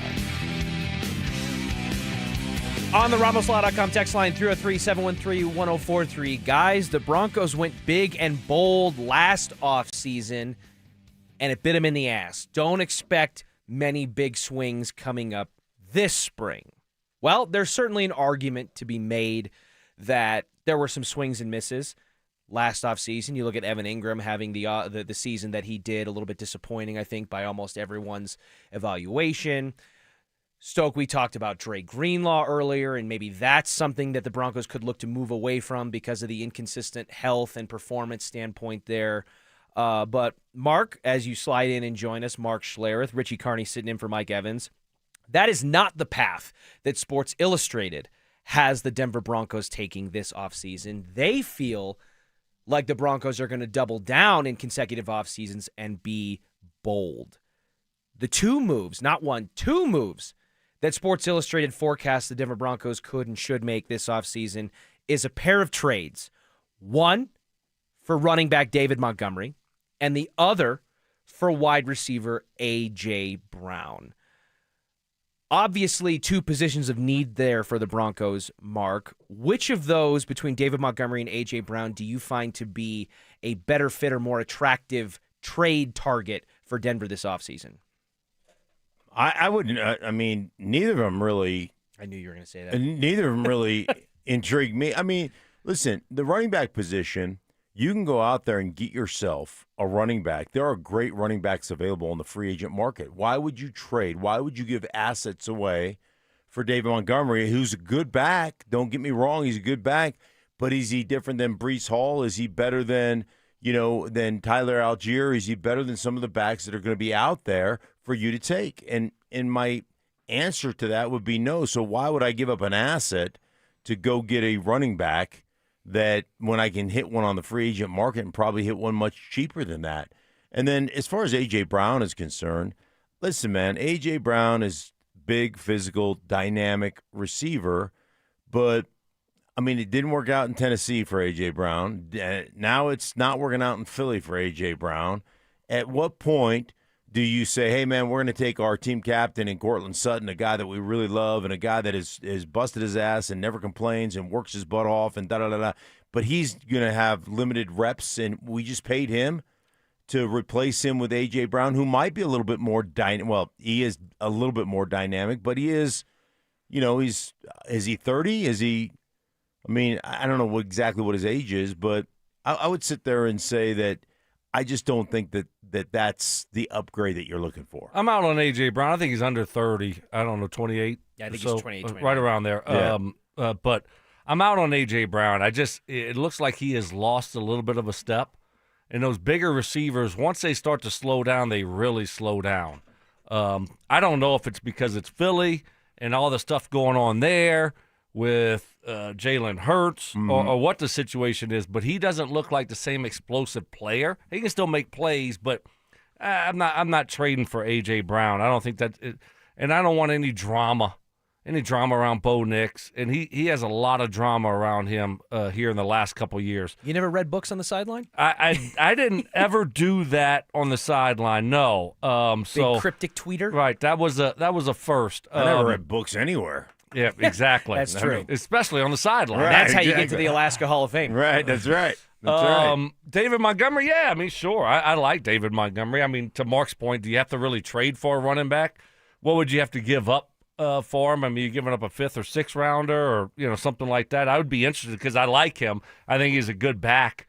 And you look at his contract, and, he's making $5 million this upcoming year and then making $7 million the following year. So that's not a bad deal for a guy like that he's 29 this year, will be 30 next year. So that's an interesting one to me, David Montgomery, depending on how the, free agent running back market shakes out, because you're looking at Breece Hall, who I think we both really like, but he he might not be available if Right. they put the tag on him. So, we'll see what that looks like. But Montgomery's, I think, something to keep in mind because you just don't know sometimes how that free agent running back market's going to shake out. Montgomery intrigues me personally more than A.J. Brown for a lot of reasons that you guys articulated. I think the attitude, the diva factor with A.J. Brown, it hasn't worked out in 2 stops, including one where he won a Super Bowl, so he was on the best team in the NFL that year. And I just don't know how – it's not an indictment on, like, hey, Sean Payton couldn't make a guy like this fall in line or make it work, or Bo Nix couldn't use a playmaker at the wide receiver position, because I do think the Broncos are going to have to address wide receiver at some point in free agency or the draft. It's just a matter of when and how often. But the running back position, to me, finalizing that, solidifying that room, and giving this offense the balance that it had for a brief window of time when J.K. Dobbins was healthy and running well, I think is so important for Bo Nix going into year 3. But if we just take it philosophically, let's zoom out from David Montgomery versus A.J. Brown from Sports Illustrated's bold predictions for the Denver Broncos offseason acquisitions. How about philosophically, guys, this offseason, coming off of an AFC Championship appearance and a situation where if Bo Nix doesn't injure his ankle in overtime against the Bills, they probably beat the Patriots in the AFC Championship in my estimation, weather aside. And whether they win the Super Bowl against the Seattle Seahawks, who played really well, or not, I think the conversation has a lot more momentum to it. So should philosophically, Mark, the Broncos be more open to the Les Snead, F them picks kind of mentality in the offseason and say, hey, we're on the doorstep of a Super Bowl. We want to run it back. We've got a young quarterback going into year 3. Let's do whatever we can to put the pieces around him, including mortgaging future draft capital. Yeah, listen, I've had this philosophy since I got into the league because it was, the philosophy of Joe Gibbs and the Redskins, and I would rather have a known commodity over an unknown commodity. Like 50% of the draft picks don't make it. And so that was always kind of the philosophical approach. So, it's great to get a guy that has been productive in the league, that has been, a great player. I do think that the character of the football character of the guy that you go after, having that guy fit in, I think those things are really important. And so often when we chase trades or chase free agents, we're chasing guys that have been let go for a reason because there is some of that football character stuff that's not great. So listen, man, I'm all for bolstering the team. I'm all for, hey, if we can find a guy that makes us so much better, then great. And if we have to give up some draft capital for that, I'm okay with that. I just got to be the right guy. And to Stokes' point, man, everywhere that A.J. Brown has gone, everywhere he's been, there's been an issue. There's been, it ends poorly. It's kind of like Stephon Diggs. Everywhere he goes, eventually he just wears out his welcome, and that always concerns me. All right, well, coming up next, we've got some potential names to add to our free agent wish list, and there are positions of need for the Denver Broncos that are clear and evident. But is it the right time, based on the free agent and draft class upcoming, for those to be holes that need to be filled? All of that coming your way next. Will the Avalanche stars experience an Olympic hangover after an emotional gold medal game? Just to think you go 2 weeks like that and you battle the way they battled and you lost the way that they lost a game that you were better. How do you just get over it that quick? I don't know, man. I am concerned about a hangover here from some of these guys, especially the Canadians.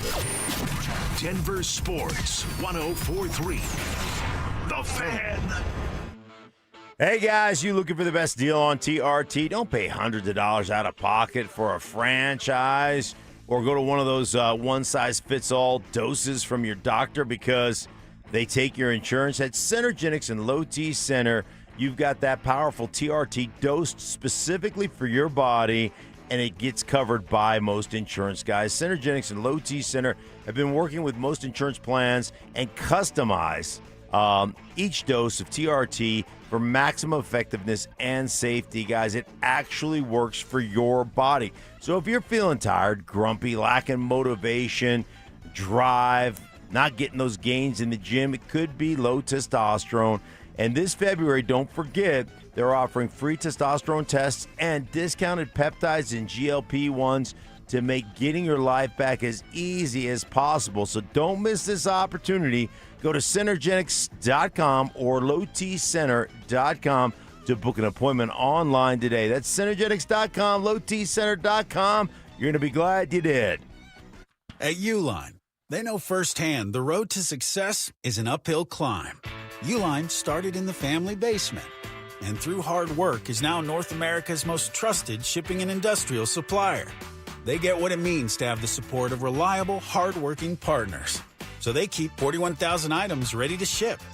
Whether your company is still in a basement office or expanding cross-country, Uline will be there on your road to success. Visit uline.com.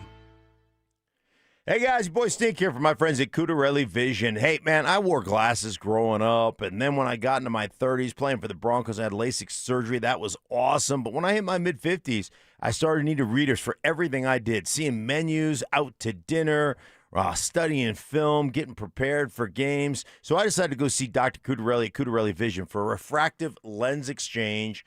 And I'm telling you guys, game changer for me, and it could be for you as well. So you can join Dr. Cudarelli for his free live webinar tomorrow at noon. You can learn about refractive lens exchange from Dr. Cudarelli himself. It's the perfect opportunity to talk to him and ask him all those questions that have been, bothering you or that you have, like what's the cost? Is there financing available? How long is the procedure? What's the recovery time? All those things. Dr. Cudarelli, Cudarelli's most experienced, Colorado's most experienced with over 90,000 vision correction procedures. He can tell you when it's the right time for you and RLE. Guys, tomorrow at noon, free webinar. Make sure you join. Register at ColoradoRLE.com. No readers, no glasses, no contacts, no cataracts. That's ColoradoRLE.com. Hi, I'm Terrell Davis, two-time world champion and Pro Football Hall of Famer. There is nothing more important than your health. This February, save up to 50% off on select premium equipment. Visit one of Fitness Gallery's 7 convenient locations from Colorado Springs to Fort Collins. 1-877 Cars for Kids. KARS Cars for Kids. 1-877 Cars for Kids.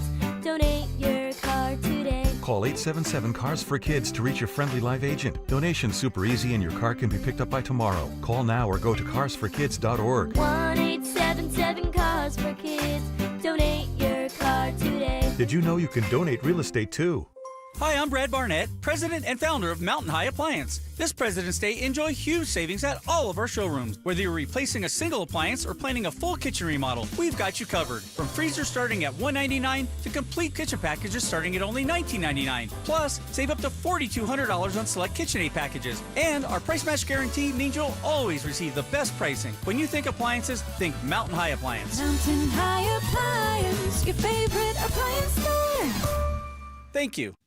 The AutoNation Flash Sale is on for 1 week only. Drive with 0 down plus 0 payments till June. Don't wait. Save on thousands of new cars and trucks. All your favorite makes and models. 0 down plus 0 payments till June. We'll even buy your car and pay you top dollar on the spot. Don't miss this limited time event. Hurry to your nearest AutoNation. Appraisal subject to verification. 60-month max term financing on approved credit. Interest accrues from date of purchase. See store for details. Expires 2/28/26.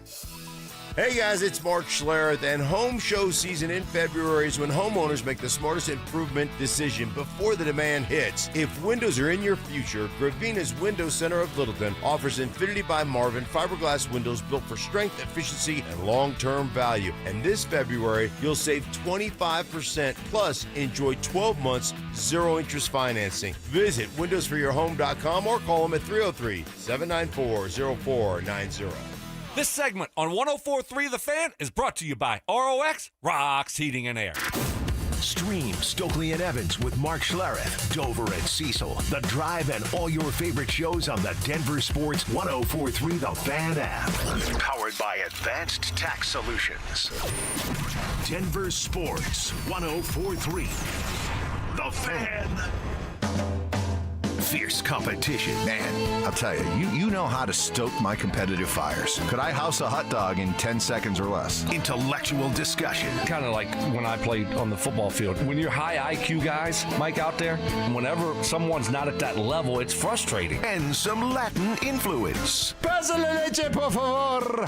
Sounds hot. I'm not gonna lie. It's Stokley and Evans with Mark Schlereth on Denver Sports 104.3 The Fan.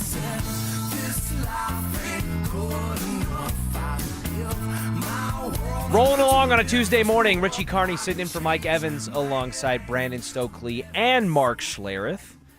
And guys, I think this is a little bit of a fun exercise, thought-wise, that people are going through nationally here and locally as it relates to all of the 32 teams around the NFL. But as we hone in specifically on the Denver Broncos, when you're looking at their positions of need, is it a good year to need these things or a bad year? Now, the Broncos in some of their positions of needs are repeats from the previous offseason where they tried to address them, and it looks like they're going to have to dip back into that pool again. But if we're looking at the Denver Broncos, I think it's pretty well agreed upon in terms of positions of need. You can look at running back, tight end, inside linebacker. Those three seem fair to you? Yeah. Yeah, absolutely. All right. So if we're looking at the running back position, according to this thought exercise from CBS Sports, is it a good year to need a running back or a bad year to need a running back? Well, I think it depends on the type of running back you need.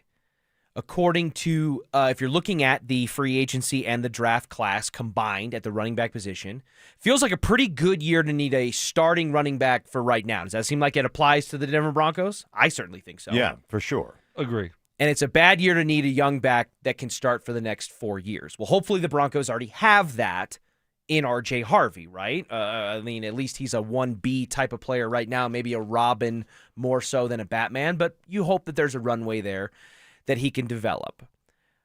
The problem is I think the running back class this year between free agency and the draft is pretty heavily front-running with free agents. You got Kenneth Walker, you got Breece Hall, Travis Etienne, Tyler Algier, Rico Dowdle. How difficult do you think it's going to be for the Broncos to navigate the prospect of free agency, Mark, and land one of these top-tier or even middle-tier guys that isn't like a J.K. Dobbins, who they already went with last year? Yeah, I don't think that's going to be hard at all. I just don't think – I just think the running back position has become so diminished from the standpoint of value that most teams feel like, hey, we can go out and get a fifth rounder. Tyler Algier was a fifth rounder.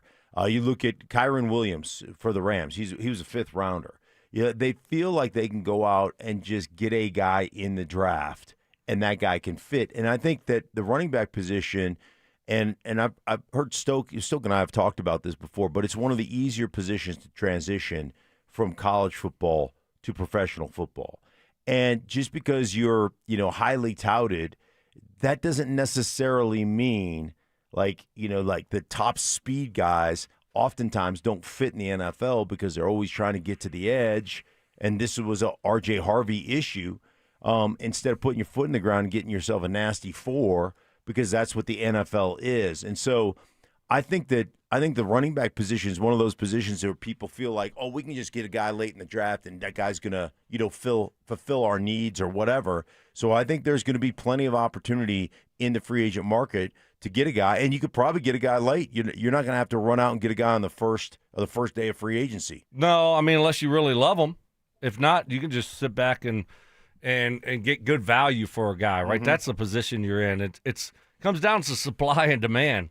There's too much supply at the running back position in free agency. So you're going to have a lot of guys that they're going to be available, and you're going to be able to get good deals on some guys if you want to. So, I mean, there's a lot of names out there at the running back position. I think you got to highlight a couple that you like and go for it. So whoever it may be, I mean, it may be a second or third tier type of guy. It might be a Brian Robinson Jr., Rashad White type of guy. Could be a Rico Dowdle, who we talked about. But there's a lot of different ATN. I mean, there's a lot of different options here. I mean, there's so many good, solid running backs available. You're in a good position if you're the Broncos to add to your room for a complement. to R.J. Harvey. So, I think they're in a great spot when it comes to the running back position. Not having to spend a ton of money if you don't want to. There'll be some good deals out there. On the opposite end of the spectrum, Stoke feels like the tight end position. Because if you're looking at the free agent class of tight ends, we learned yesterday that the Falcons are expected to use a franchise tag on Kyle Pitts and hope to work out a long-term deal with him. He's going to be on a 1-year, fully guaranteed $15 million contract, if memory serves. But if you're looking at the guys that are currently available outside of that, it looks like a lot of undersized guys that offer very little insignificant blocking ability, right? Which, Mark, I know you've harped on in the past because of the singularity or the tell that it can provide an opposing defense when a guy's out there in a one-dimensional type of space. And contrary to the signing of Evan Ingram, it does feel like Sean Payton values a stable of tight ends that can block as a part of his offensive scheme. And, as much as we harp on the Adam Troutmans, the Lucas Krolls, the Nate Atkins, that was their role in a lot of ways within the offense. It just didn't provide any kind of dynamic, explosive playmaking ability. And as it turns out, Evan Ingram didn't either. So if you're looking at like the draft, you've got a guy like Kenyon Sadiq who's been mocked already in an early sense to the Broncos coming out of Oregon. And in the free agent market, it's pretty dry and pretty slim, which is why many think the Broncos may not move on from Evan Ingram. Mark, where's your optimism level at with the Broncos addressing the tight end position this upcoming offseason? Yeah, I think they're gonna address it. I think they're gonna sign a free agent tight end because you ultimately, let's face it, like 50 catches was great. I did a breakdown last week about a Telestrator Tuesday breakdown of Evan Ingram, and went 33 targets, or 39 total targets. 33 of them were check block first, flat, hitch, spot. They were all underneath targets, a shallow cross. So it wasn't like they were, splitting him out and getting him one-on-one with a linebacker or a safety or any of that stuff. There was not a lot of those things through an 8-game span that I looked at every target on. So, I still look at you like, he could still be a viable piece to the puzzle. I still think you need another guy, and then I think you're going to need to draft a guy. And Stoke has said it, and I'll let Stoke say it, but all the other dudes on that roster that play tight end, hey, man, it was nice having you here. I mean, I just don't look at anybody that has a ton of value, the Troutmans of the world and the rest of the guys that play tight end for us. I don't know that anybody has a ton of value. Yeah, I mean, you're probably going to keep Atkins around. I think Sean likes all the things you can do with him. Put him at H-back. Yeah, all over the place, fullback, tight end, move him all over the place. And he's still a young guy, not making a lot of money. But as far as Troutman's concerned, he there's no need to bring him back. Ingram's going to be the interesting one, Mark, to see what they do there. But you look at the free agent list at the tight end position, and, there's a couple guys that we've talked about. Isaiah Likely, they're coming out of Baltimore. Dallas Goedert, who you like, Mark, yeah, right? I do. But there's also a couple potential cap casualties that you have to keep your eye out for. Dawson Knox, Bills, T.J. Hockenson, Vikings, and Cole Kmet with the Bears. So, I mean, Kmet is a younger guy, and they just drafted Loveland there in Chicago. So he's a younger guy, big guy, who's had some decent years that I would take a flyer on if I was the Denver Broncos. So we'll see. But those are potential cap casualties. But usually, man, you got to draft a guy. If you want one of these good young tight ends and you want to have that guy for the next 8 years. You got to find your Sam Laporta. Yeah, you got to go. You got to find that guy in the draft. So it'd be interesting to see if what approach they take in free agency and the draft when it comes to that position, because they got to address it. Yeah, they do. And I love the Cole Kmet. Remember, Cole Kmet was the guy that was going to be the Loveland of the Chicago Bears. Now, it didn't necessarily work out, but he's big, kid out of Notre Dame, big, strong. 6'6", 257. Yeah, and he can run. So that would be an intriguing one, simply because, like you talked about, they kind of replaced him with Loveland, and Loveland had a great year. And so, yeah, that would intrigue me, a Cole Kmet. Yeah, I think so. And again, I think that's part of the evaluation, even with a guy like Evan Ingram. You didn't quite get what you wanted out of him in year one, but how can you maybe look to maximize different opportunities going into year two, and maybe adding other players to that stable of tight ends and getting rid of some of the prior ones changes up the chemistry and the dynamic going into 2026. All right, coming up next, we're going to add a couple of names to our free agent wish list, plus 4 down territory. We've got a crazy butterfly effect of what could have been for the Denver Broncos and Sean Payton if one particular thing had gone different. We've got NFL proposed rule changes, and Shedeur Sanders may be in some potential jeopardy as a future starting quarterback for the Cleveland Browns. All of that coming your way next. The champ! Are you ready? Do you consider yourself a super fan? Well, now's your chance to prove it. It's Denver Sports 104.3 The Fan Super Fan Send-Off, presented by 303 Law 4040, sending you to Las Vegas for the biggest pro wrestling event in the world. A pair of 2-night event tickets, airfare, and hotel all included, plus a $500 Visa card. So get in the ring and enter now at DenverSports.com/superfan. That's DenverSports.com/superfan. Hey guys, your boy Stink here from my friends at Spine One. Are you worried about surgery, needing to take all those habit-forming medications? Well, my guys at Spine One specialize in treatments that offer alternatives to major surgery and long-term medication. Here's the best part. You can do what I did. Start your journey toward pain-free today. That's right, same-day appointments. You can start that journey with a phone call. 303-367-2225, 303-367-BACK. Spine One is a complete medical center for spine care.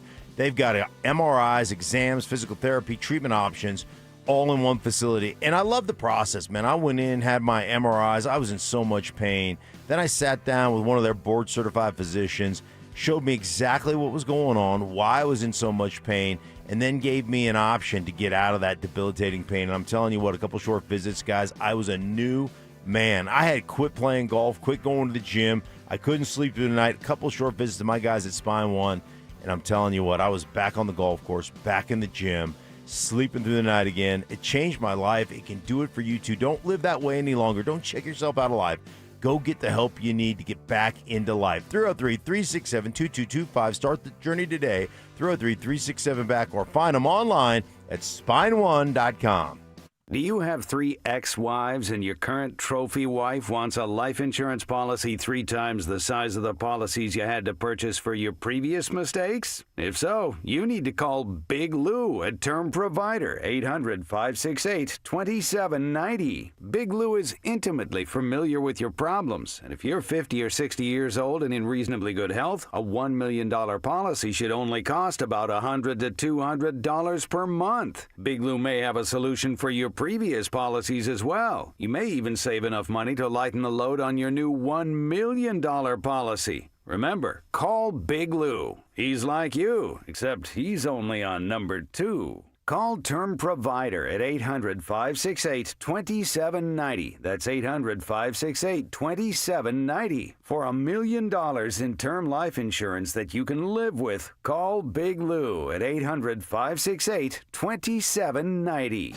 President's Day means all 2025s need to go at Ziltahar Motors. This month, get up to $10,000 off or 0% financing for 72 months on all remaining 2025 Ford F-150s. Search all available 2025 inventory and pricing at sthmotors.com and get an instant quote for top value for your trade-in. Ziltahar Motors is Colorado's most trusted dealer for over 66 years. No cutting corners, no corporate games, just real deals from real people. $10,000 off your next F-150 at Ziltahar Motors. Get everything you want out of a dealership. Here's a tale of Linda trying to lose weight, but the med prices she found were all over the place. Hidden fees and markups made her jaw drop low. Then she found Good RX. Now she's in the know. GLP-1 subscriptions FDA approved. With clear upfront pricing. And same-day pickup. That's Good RX, the no-nonsense way. Save time and money on prescriptions. Get to goodrx.com/weight loss. GoodRx is not insurance. Go from daydreamer to industry leader with Amazon Business. From office supplies to IT essentials, Amazon Business provides tools that help you save costs and make insight-based decisions. Learn how to bring your visions to life at amazonbusiness.com. Check engine or ABS light on? Take the guesswork out of your warning lights with O'Reilly Veriscan. It's free. Ask for O'Reilly Veriscan. O'Reilly Auto Parts. Check the rock. Strong delegation. Somebody's got to be in charge. Someone has to be the parent. Somebody has to be the parent, and I just put my foot down. Proper hydration. I'm reminded today of my boy Stokley, who I like to refer to as Fluids. And trust in your teammates. There was a lot of doubters. There was a lot of haters. Never any doubt. A lot of doubt from the guys that know you best, that work with you. It's Stokley and Evans with Mark Schlereth on Denver Sports 104.3 The Fan.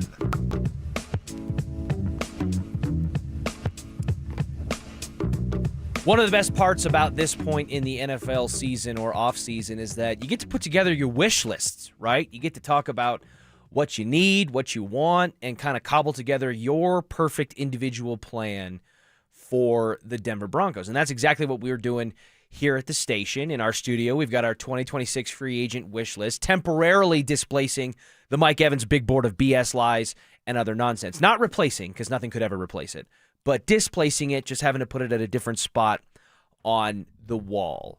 Mark, the last time we went through this exercise, you put up Tyler Algier, the running back for the Falcons, as your top priority or the top name on your free agent wish list for the Denver Broncos to help address the running back position. Do you have another name that you would like to formally put up there that you hope the Broncos pursue this offseason? Yes. We've talked about needing the tight end position, right? Addressing the tight end position. And Stokes said, there's some guys out there. There's some guys that I think have potential.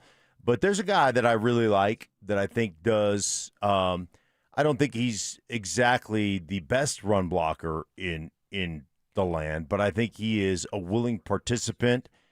He's bigger than you think. He's about 6'5", 250, and that's Cade Otton from the Tampa Bay Buccaneers. I like him. I've just I've done enough Tampa Bay games and watched him play enough to really respect his game and think that he's very versatile. He's good in the passing game. I think he's adequate in the run game. He's not a tell, so to speak.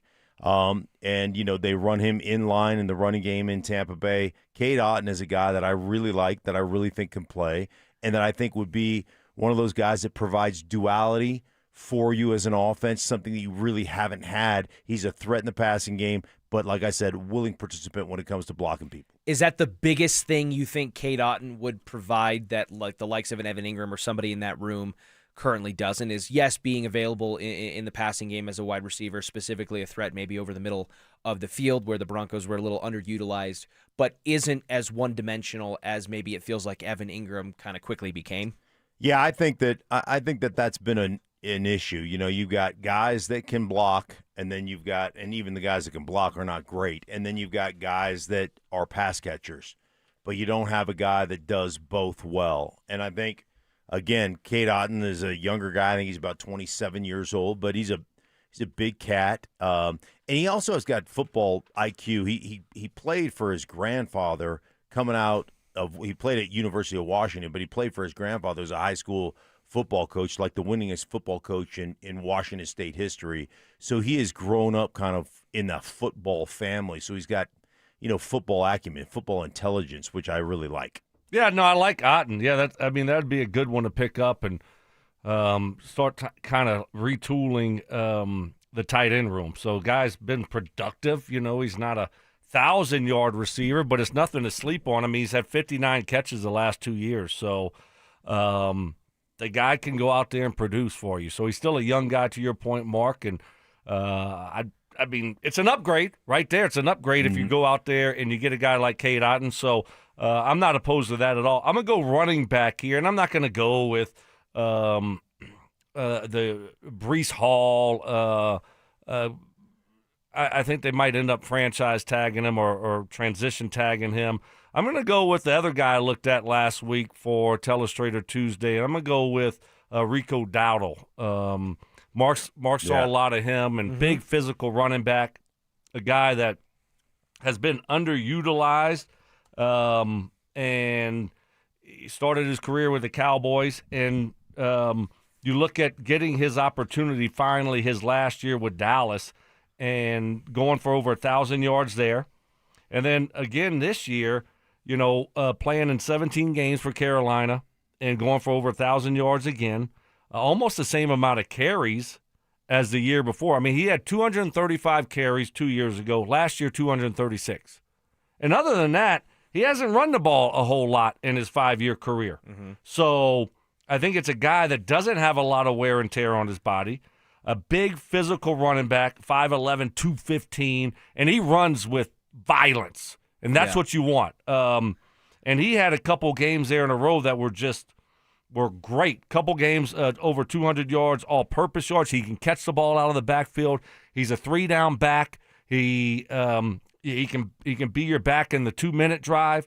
He's got good hands. So I think he's a back that can get you those physical yards, but also can help you out in the passing game, which you don't see a lot of. So give me some Rico Dowdle on my free agent board. Is it curious at all to you, Stoke, that Rico Dowdle, coming off of a season in Dallas where he looked like somebody who was certainly a candidate for an extension with the Cowboys, goes to Carolina, and then over the course of the season has a little bit of a wrestling match with the likes of like a Chuba Hubbard to maintain that starting role? It was like he had it, then he lost it, then he gained it back. Considering he would be, if he were to come here to Denver, entering into a situation where the dynamic might be similar, one, because of Sean Payton's preference toward a guy like R.J. Harvey, but also stylistically the way it shakes out. Any worry in your mind, or is he different enough from the likes of a J.K. Dobbins that you would think this is a guy that could just come in and be Batman and you wouldn't really have to worry about that? I think it'd be a good compliment. I think they'd be a good 1-2 punch. I mean, that's up to them to figure out, whether he would be a good fit with R.J. Harvey. That's George Payton and Sean Payton have to figure that out. But I think, you watch him go out there and compete.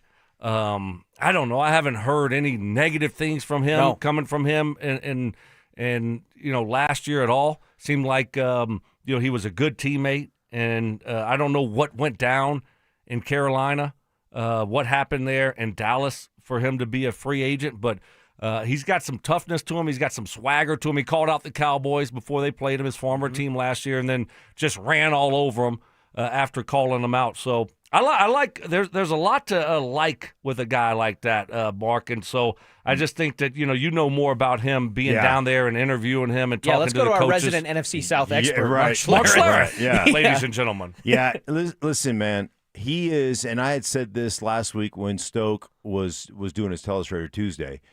He is like the Alex Singleton at the running back position. Dang it, I forgot. You said that. Yeah. I stole it from you. Yeah, you forgot. And then I forgot again. I should have taken it again.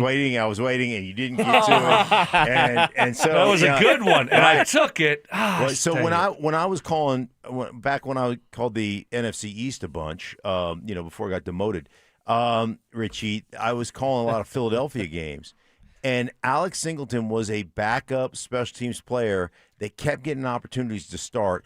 And just every time he got an opportunity to start, he went out there and had, 15 tackles, was all over the place, making plays all over the place. And so when we signed him as a free agent, everybody thought, special teams guy, backup player. And I was like, just watch. This dude is a starter. This guy can play. That's Rico Dowdle. He's the guy that everybody thinks is, you know what, he'd be a great backup for us. Carolina, he changed the offensive, like he helped the quarterback, he helped their offensive line, he runs with violence, he helped their tight ends. He is a really good back, and I think the reason they went back and forth is I think the owner stepped in and basically said, hey man, I just paid Chuba Hubbard a bunch of money, he's our starter. And the thing that impressed me about Rico was you can tell how competitive he is. You could tell he was pissed about, when he had all those big-time games and then they went back to Hubbard as a starter. You could tell he was upset, but it never came out publicly. He never complained about it. He just went out and busted his ass. I think he's a really good player, and I think he's a really good teammate, and he would be a guy that I would love to see. I would love to see them go after. As we're going on a third consecutive year now where it feels like the Broncos running back room is going to have a pretty major makeover, and you look at the way things looked when it was Javonte, Jaleel, and Audric Estime to how things looked when it was JK and RJ, and then post-JK when it was really RJ, and then you had to fill in some of the old guys like Jaleel, Tyler Bidet, etc., and now going into year 3. Is there any different look or evaluation when we start peeking at the Broncos' offensive line, and maybe they have a little bit more of a lion's share as to why the running game looks the way that it does year over year? I know I'm sitting in his chair and I don't want to go full Mike Evans, who just loves to call things overrated, but is there a potential evaluation now going into the 2026 offseason where we go, you know what? It might not matter as much which back we put in there because we've got issues along our offensive line from a scheme standpoint and a blocking standpoint, Mark, that are going to hinder whoever takes that starting reign. Yeah, I mean, I think, and this is just my personal preference and what I believe and what I see teams have success with. Everybody runs a myriad of different runs, right? There are all kinds of different concepts, and you come into a game with schemed runs. Like, hey, man, this team doesn't play this run very well, so we're going to try to make sure that we get our attempts at that particular scheme. Call it power, call it counter, call it whatever, pin and pull, whatever you want. But I'm a big believer in paring down your menu and becoming an expert at it. And so I just think that there are so many things that go on, and Stoke talks about this with all different personnel groupings, all different motions and stuff. Every time you put a guy into motion, what ends up happening is the defense adjusts. And what happens to you with your hand on the ground and, you're trying to look through the top of your helmet is different guys adjust, different guys roll into the box. A safety rolls down, a safety rolls out. You've got to adjust that number count. You've got to know who to block. And the more plays the more different schemes that you run, the more confusing that can become. And what I see when I watch the Broncos, and I could put a tape together that I could show you every game, 6, 7, 8 busts where you're not going to the right guy, you're not blocking the right second-level defender, you're not getting that stuff done. And that doesn't, to me, that's not the running back issue. That's the scheme, the schematics, and your offense, your tight ends, your running backs, your offensive linemen not getting to the right people. Well, and that's a problem. Yeah, and I'd say also, but how did it look when J.K. Dobbins was running it? Yeah, they were a top 10, fringe top 5 top five running team then. So, it was pretty good when he was running the football before he got hurt. So we got to also remember that. Could the offensive line be better? Certainly, but I think everybody's offensive line, they look at their offensive line and say, man, we could be better there. So we have a lot of guys that are highly paid. So you're not getting – we just paid Wattenberg. Right. Miners is paid. I mean, everyone on up front's paid. So you're not going to replace any of those this year. Yeah. You're going to add depth there if you want to through the draft or whatever, but you're not replacing. Maybe Powers is the one that you move on from. But other than that, you're not going to see any change on the offensive line. Yeah, so one of the things that comes down to who your running back is and their understanding of the scheme, how you can actually block a second-level defender without ever actually getting to him with an offensive lineman. And then when a play is dead and you know it's dead, can you put your nose in there and still get 3.5 yards? That's where J.K. Dobbins is way better than R.J. Harvey. And that part of that's experience. Part of that's learning how to play and learning how to run in the NFL and learning how to set up blocks and learning how to get linebackers to overplay things. And that has to do with your patience and how you set blocks up. But, yeah, J.K. Dobbins was great. That's why you need a starting running back here. That's why at this point I don't think R.J. Harvey is that guy. Now, I'm not saying he could never be that guy, but he certainly wasn't that guy going last year.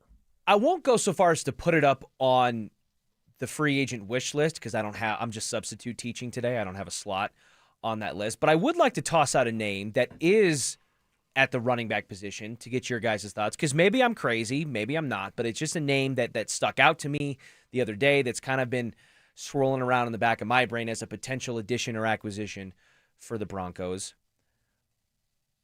Mark, what do you make of a guy like Kenneth Gainwell as a potential addition for the Denver Broncos and somebody that could either take hold of or be a good complementary piece alongside R.J. Harvey, whether it's 1A or 1B in the Broncos running back room? Because I see a lot of potential there in what I've seen from him with the Steelers.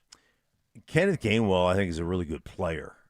I think that Kenneth Gainwell's best role is the R.J. Harvey role. I think that's where he's at his best, catching the ball out of the backfield, nickel runs, 2nd down and 7, breaking something off. Like that's where now he did a lot of starting running back stuff last year, and I thought he was really good.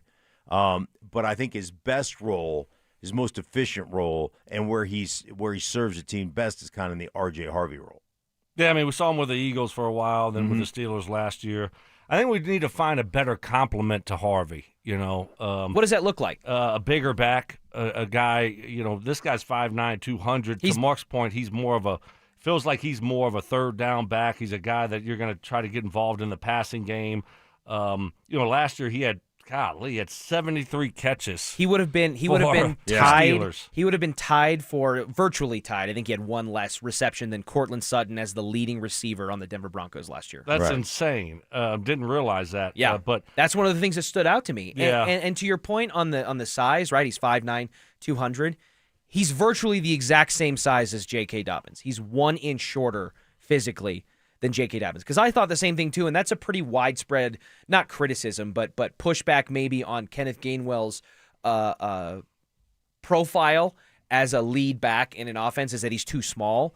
But we watched J.K. Dobbins lead a backfield to the point where you made Stoke that they were a top 5, maybe top 10 rushing different. offense. You can't just go on size and say, every back runs different and has a different style. So, you look at Gainwell, to me, he doesn't run the ball like a J.K. Dobbins does. I'm just looking for a better complement, more of a bigger type of back, like a Dowdle for me.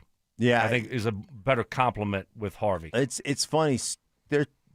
Guys can weigh the exact same thing, and one dude can be a power guy and another dude can be a scat back. You know what? They can have the same weight. It's just the way it's distributed and how they operate. Like you look at Hall of Famer Terrell Davis, he was 205. Like you think of Terrell as a much bigger back, but man, he ran with unbelievable power, vision, setting up blocks, doing all that stuff.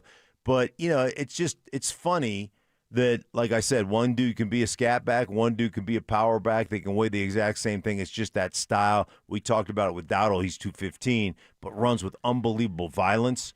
And, and so anyhow, it just is, each guy is different based upon their makeup. As someone who's 5'9", 225, Mark, I'm well aware of the fact that when I watch You're football power back. every Sunday, I know that 5'9", 225 can look very different on others than it does on me. All right, let's get to 4 down territory. It's time for 4 down territory, where Stokley and Evans with Mark Schlereth react to the latest action both on and off the gridiron. Kicking things off with first down. Got a fun one here from our guy Jake Shapiro at DenverSports.com talking about the wormhole and the butterfly effect of what could have been for the Denver Broncos and Sean Payton, if not for one particular player changing the course of the history for both sides. And that player is not even in the NFL. According to Jake Shapiro, who was sourcing things from the St. Brown podcast and some reporting from Mike Florio, there's a real world where Sean Payton never becomes the head coach of the Denver Broncos, and the only reason he was around long enough to be traded to Denver was because of one Anthony Davis, the former New Orleans Pelicans star who made his way to the Dallas Mavericks and then the LA Lakers, and now he's, bouncing around team to team here.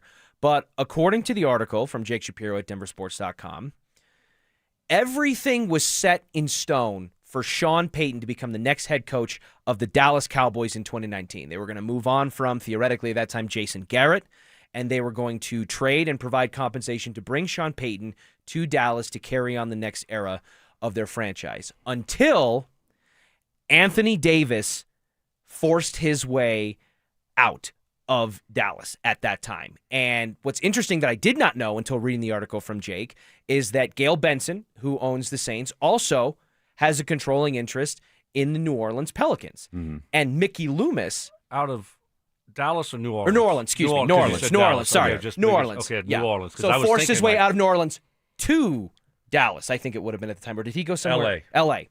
Lakers. So Mickey Loomis at the time had a general manager executive role with both organizations. And while he was orchestrating this deal, Mickey Loomis was to bring Sean Payton to Dallas in exchange for compensation. When the Anthony Davis news drops, according to Mike Florio, who dug deeper into the reporting of it, Mickey Loomis went to Sean Payton and said, hey, I can't be responsible for 2 major departures from the city of New Orleans, basically at the same time. And Anthony Davis was on his way out. Sean Payton doesn't go anywhere, and his career continues the way that it did, and now he's here in Denver. How odd is it, Mark, one, that an NBA player potentially shifted the future of 2 NFL franchises, and can you empathize with the fact that something was so set in stone and you were so sure of it, and then in the blink of an eye, it just changed like it did on draft night with Aaron Rodgers? Yes, exactly. I knew that was coming out. I was just wondering how you're going to get to it. But yeah, exactly. Set in stone, and then it doesn't happen. I think that happens more often than the general fan thinks. Like, there's a lot of backdoor deals, that don't go through, that both sides want to get done, but something comes in there. The Anthony Davis part of that is crazy, just absolutely crazy.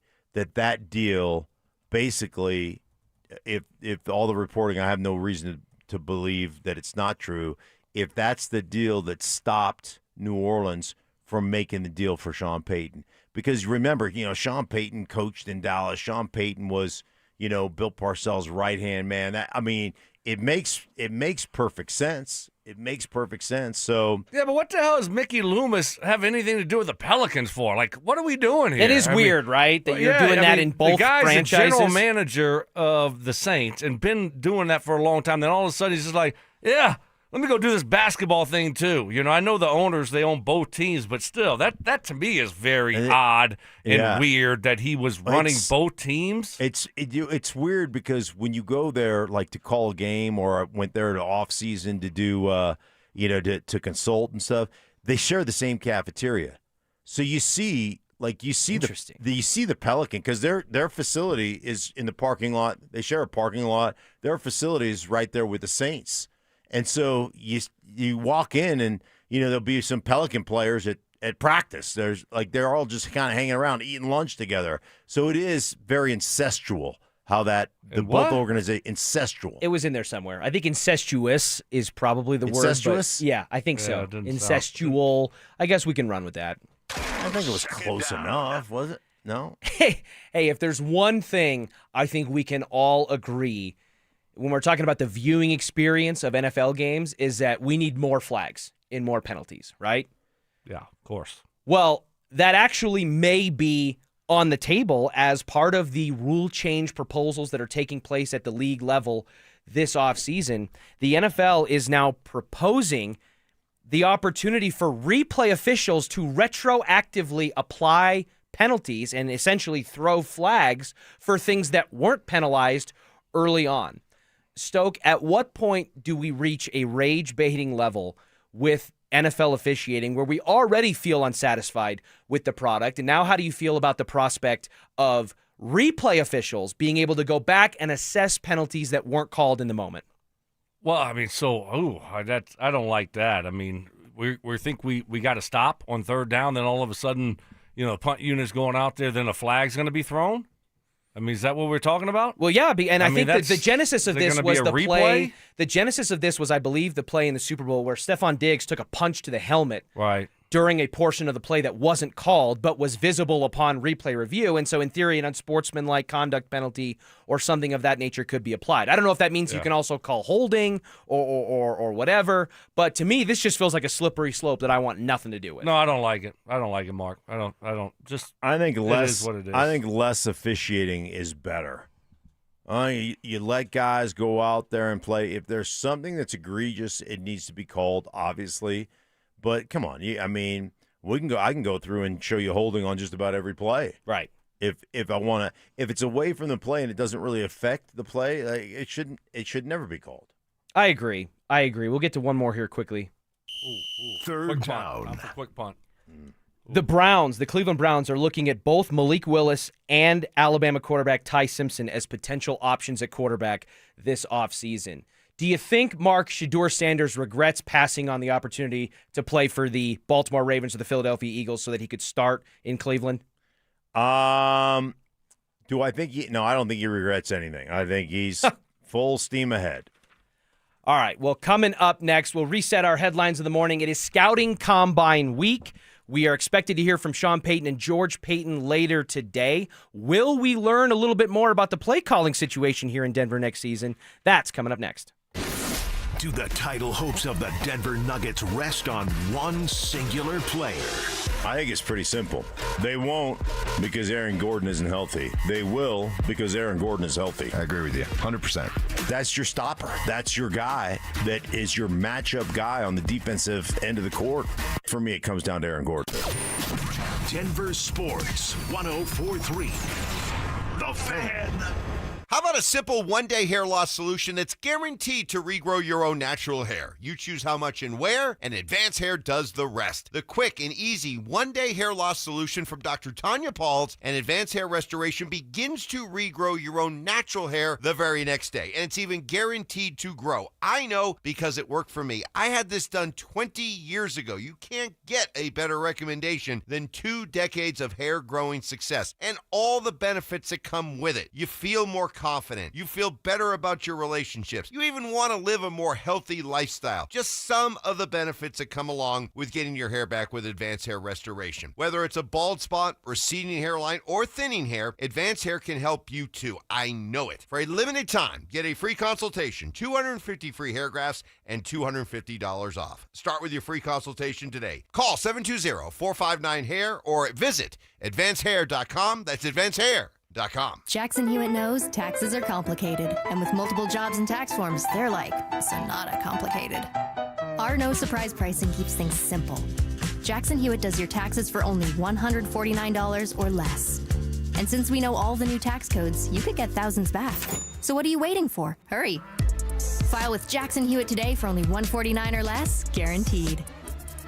Limited time offer for new clients on federal returns. Participating locations only. Terms at jacksonhewitt.com/149. Wesley Financial Group is not a law firm. I'm Chuck McDowell, founder of Wesley Financial Group. Did you buy a timeshare because they told you it was a great investment? That's a lie. Most timeshares can be bought online for $1. To find out what your timeshare is worth and to cancel it, call us today and we'll send you our timeshare exit kit free with all your options for cancellation. Call Wesley for your free exit info guide. 800-771-1300. That's 800-771-1300. Men, we all know how important sex is in a relationship, both for you and your partner. But erectile dysfunction ruins sex, which can often have serious impacts on your relationship as well. This is Jeff for the Rocky Mountain Men's Clinic, and if ED is a problem in your life, you understand the impacts it has on you and the one you love. But I'm here to tell you that ED is a treatable condition, and almost without exception, you can have really good sex again. At the Rocky Mountain Men's Clinic, we're experts in treating ED. We've treated tens of thousands of men with protocols that are effective in well over 90% of cases, which means if you're like most guys, good sex will be the norm. You could even last up to an hour or more and bring a level of intimacy for you and your partner that might just astound you both. It's time to have really good sex again, so call us. Just $99 gets you blood work, a medical consult, and if medically advised, a test dose. And if that test dose doesn't work in the office, your visit is free. Call 720-440-7900 or go to RockyMountainMen'sClinic.com. We have 5 offices across the Front Range to serve you.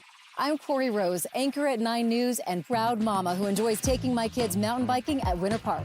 I love preparing you for the day ahead with the latest headlines. Whether it's tackling safety in our kids' schools or covering breaking news, from Aurora to Lakewood and everywhere in between, we've got you covered. Because when news moves fast, you need a team that moves with you. Make the move to Colorado's #1 streaming newscast. Make the move to 9 News Mornings. Live starting at 4:30 anywhere you watch. Jackson Hewitt handles your taxes and your stress. Inhale our no surprise price of $149 or less. Exhale, paying more for complicated taxes. You won't. Inhale new tax law knowledge. Exhale, missing out on your biggest refund? Certainly not. Don't miss paying $149 or less.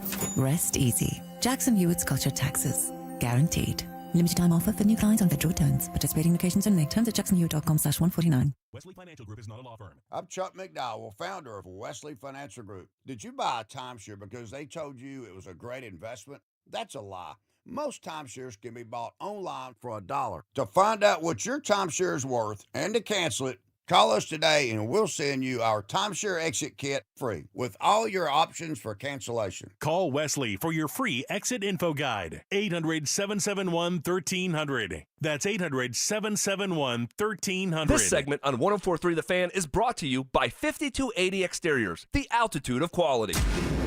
Follow us on YouTube, Instagram, and TikTok at Denver Sports 1043 to stay up to date on all your local teams.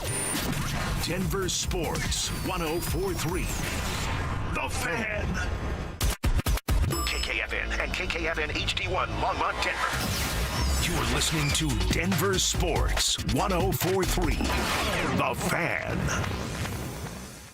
Lame excuses. This wasn't worthy of the big board of BS. This was just a mistake on my part. Armchair therapy. You feel like you're on edge a little bit today. You in a bad mood? You have a good day? No, Good night last night? I'm fine. And grace under pressure. You know what? Maybe you should do a little research while you're here. That way you can write your next book about a small town. It's pretty, I can't remember what I was supposed to say. It's Stokley and Evans with Mark Schlereth on Denver Sports 1043 The Fan.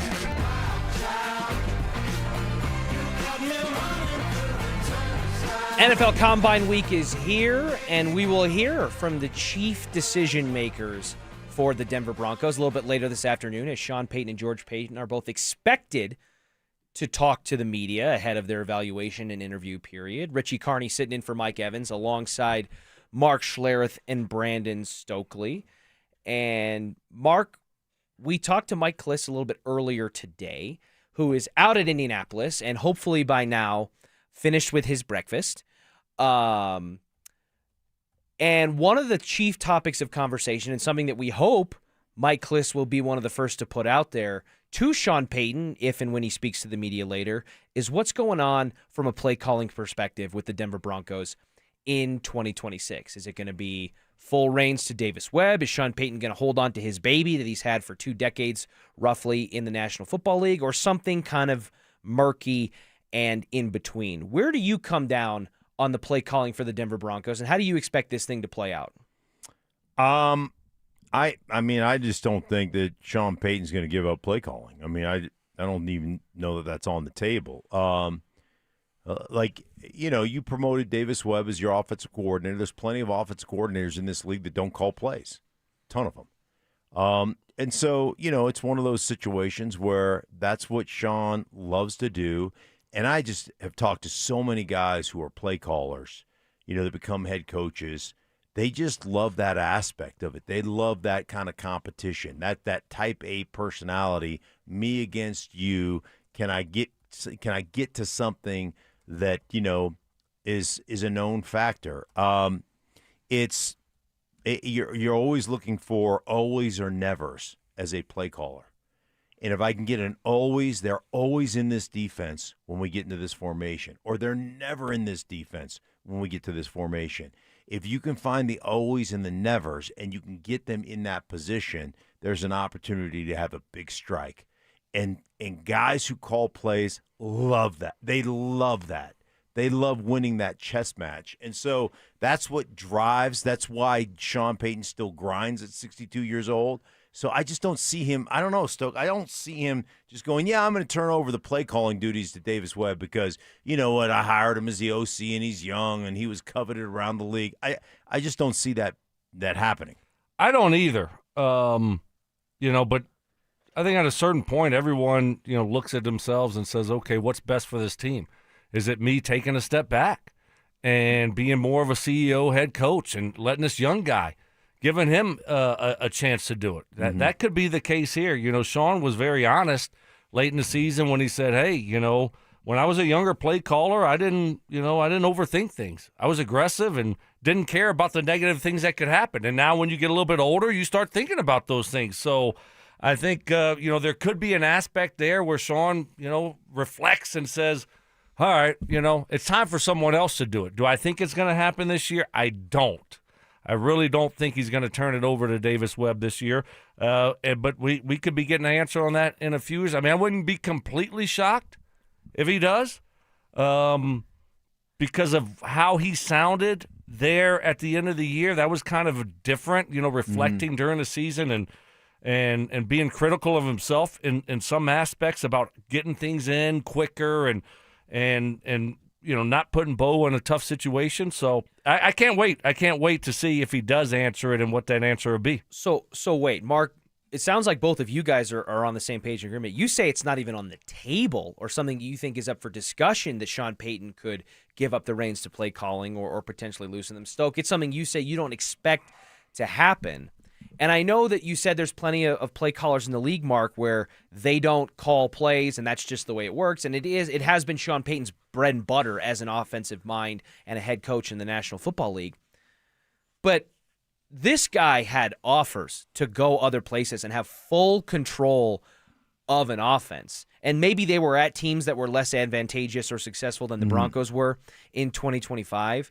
But you've got to figure that a guy like Davis Webb, who had all the leverage he would need in a situation like this to leave and get what he wanted, doesn't stay unless there's some kind of opportunity to be involved, whether maybe it's like the final 2 minutes of halves or of games, the way that Andy Reid has given leeway or rope to his play callers to do in the past, or some kind of timeshare situationally that allows it. Because if not, I can't think of a reason why he would stay.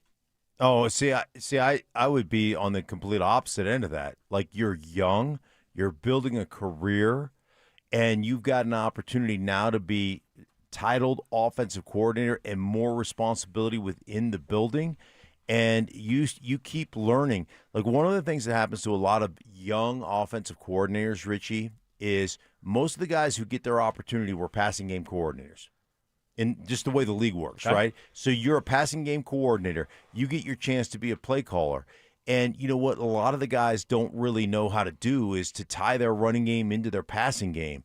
And so you see it suffer. So like Ben Johnson kept turning down opportunities to be a head coach elsewhere until he got what he felt was the right opportunity. But in that, when he first got to Detroit, he wasn't calling the plays. Dan Campbell was calling the plays. And, and eventually it switched over to Ben Johnson. But I think there's value in all of a sudden, now I've got a new role. I'm not just a quarterback coach. Now I'm the offense coordinator. I'm putting these things together. Another year with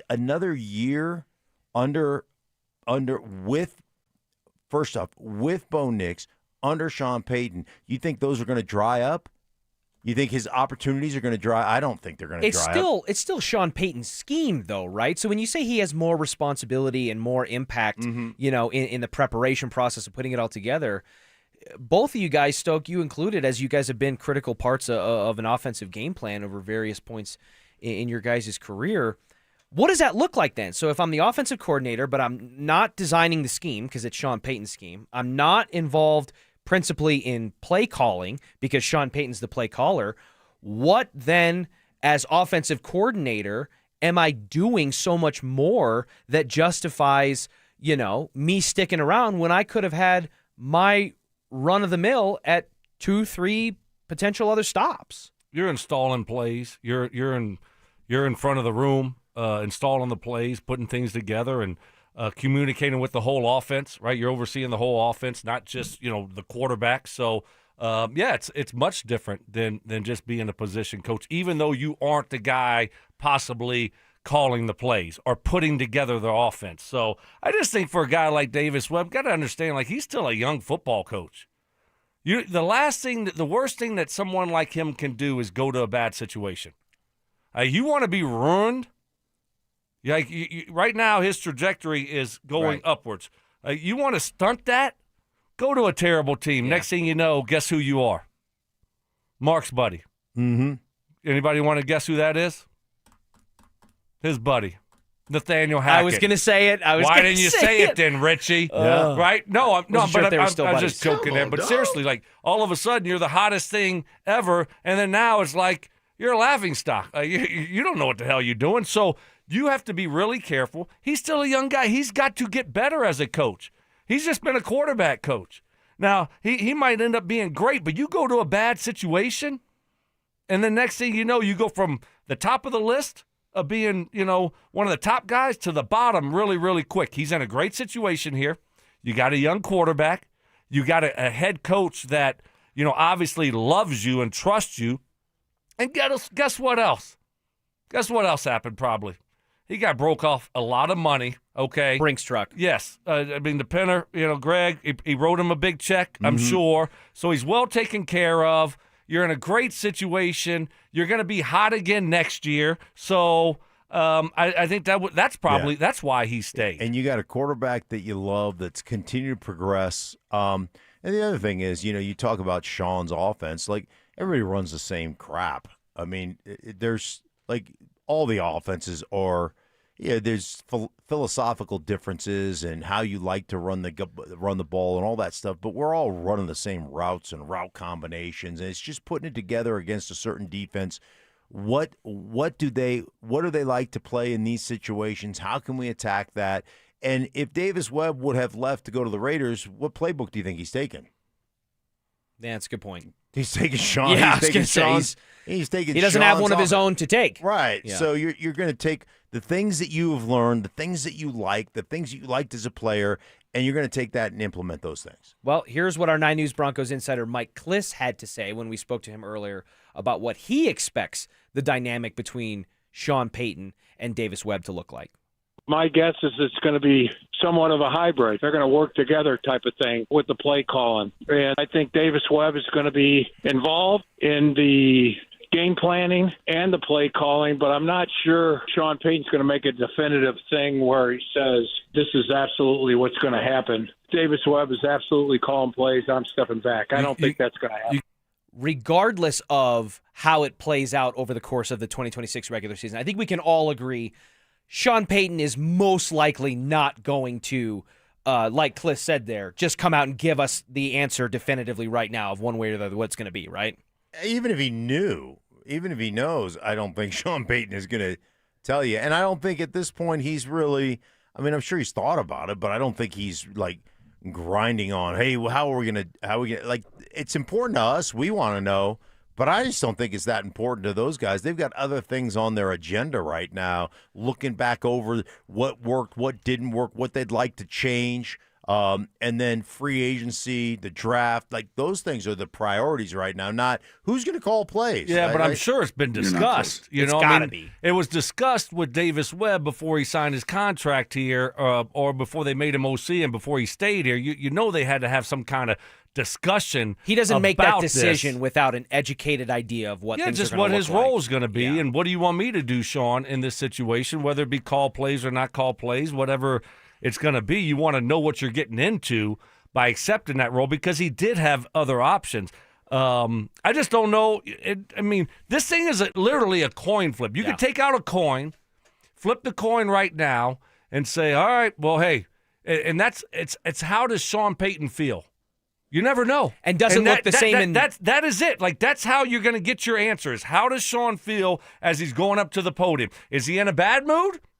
If he's in a bad mood, he's going to tell Mike Schlereth, don't worry about it. I'm not answering that. It's all good. You'll find out at some point. If he's in a good mood, he's had his couple lattes, feeling good, then he'll give you an answer. So, you just don't know with Sean. Do we know if Kay Adams is out at the scouting combine? She seems to be the resident sleeper cell when it comes to extracting information from Sean Payton and really anyone around the National Football League.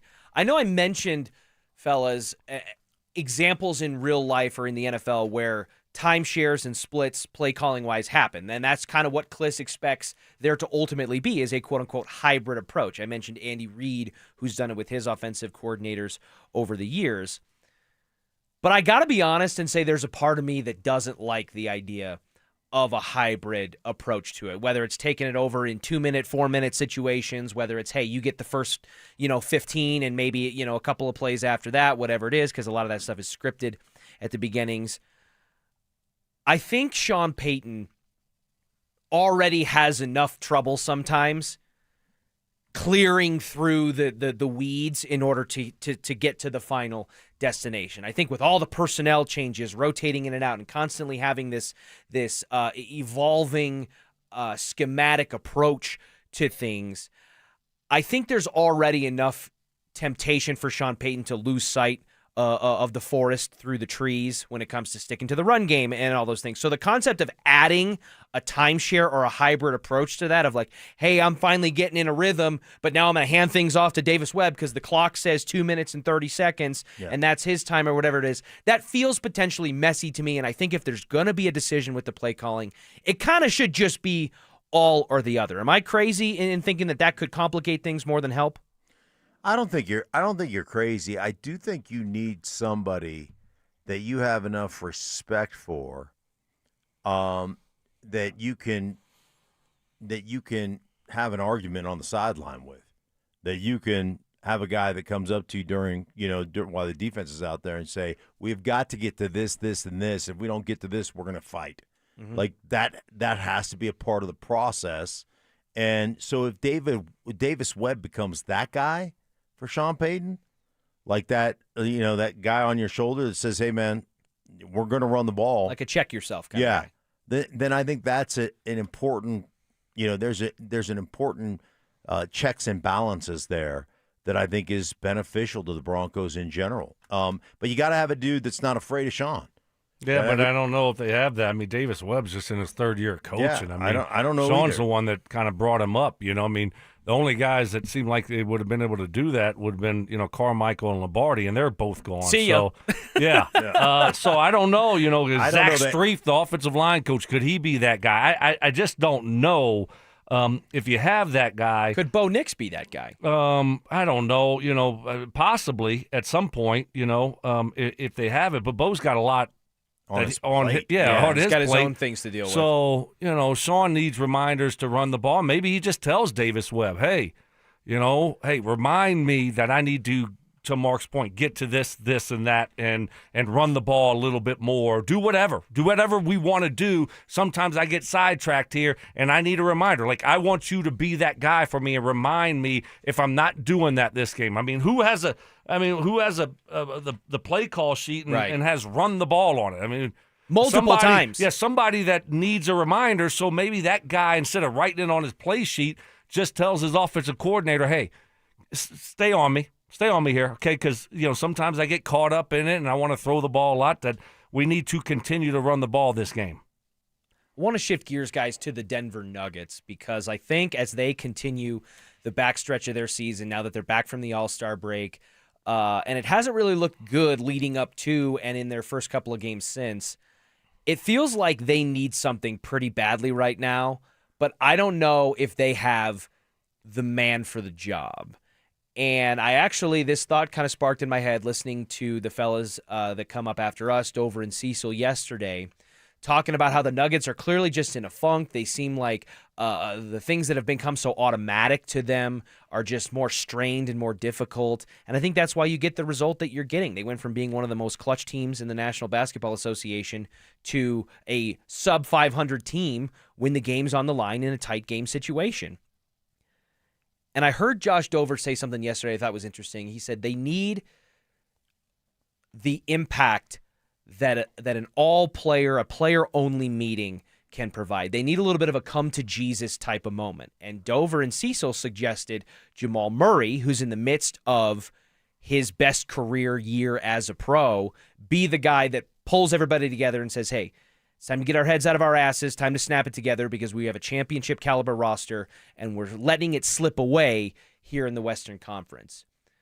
First of all, as two former players yourselves, do you believe in the impact, the rationale behind closing the doors in a players-only type of setting to kind of set things back on course, Mark? Yeah, I think it can be beneficial. I just think you can't force a guy. You can't just sit there and say, I think it's Jamal Murray's responsibility if Jamal Murray isn't that guy. And, every guy, he can be having an all-star year, but not everybody that's having an all-star year carries the same weight.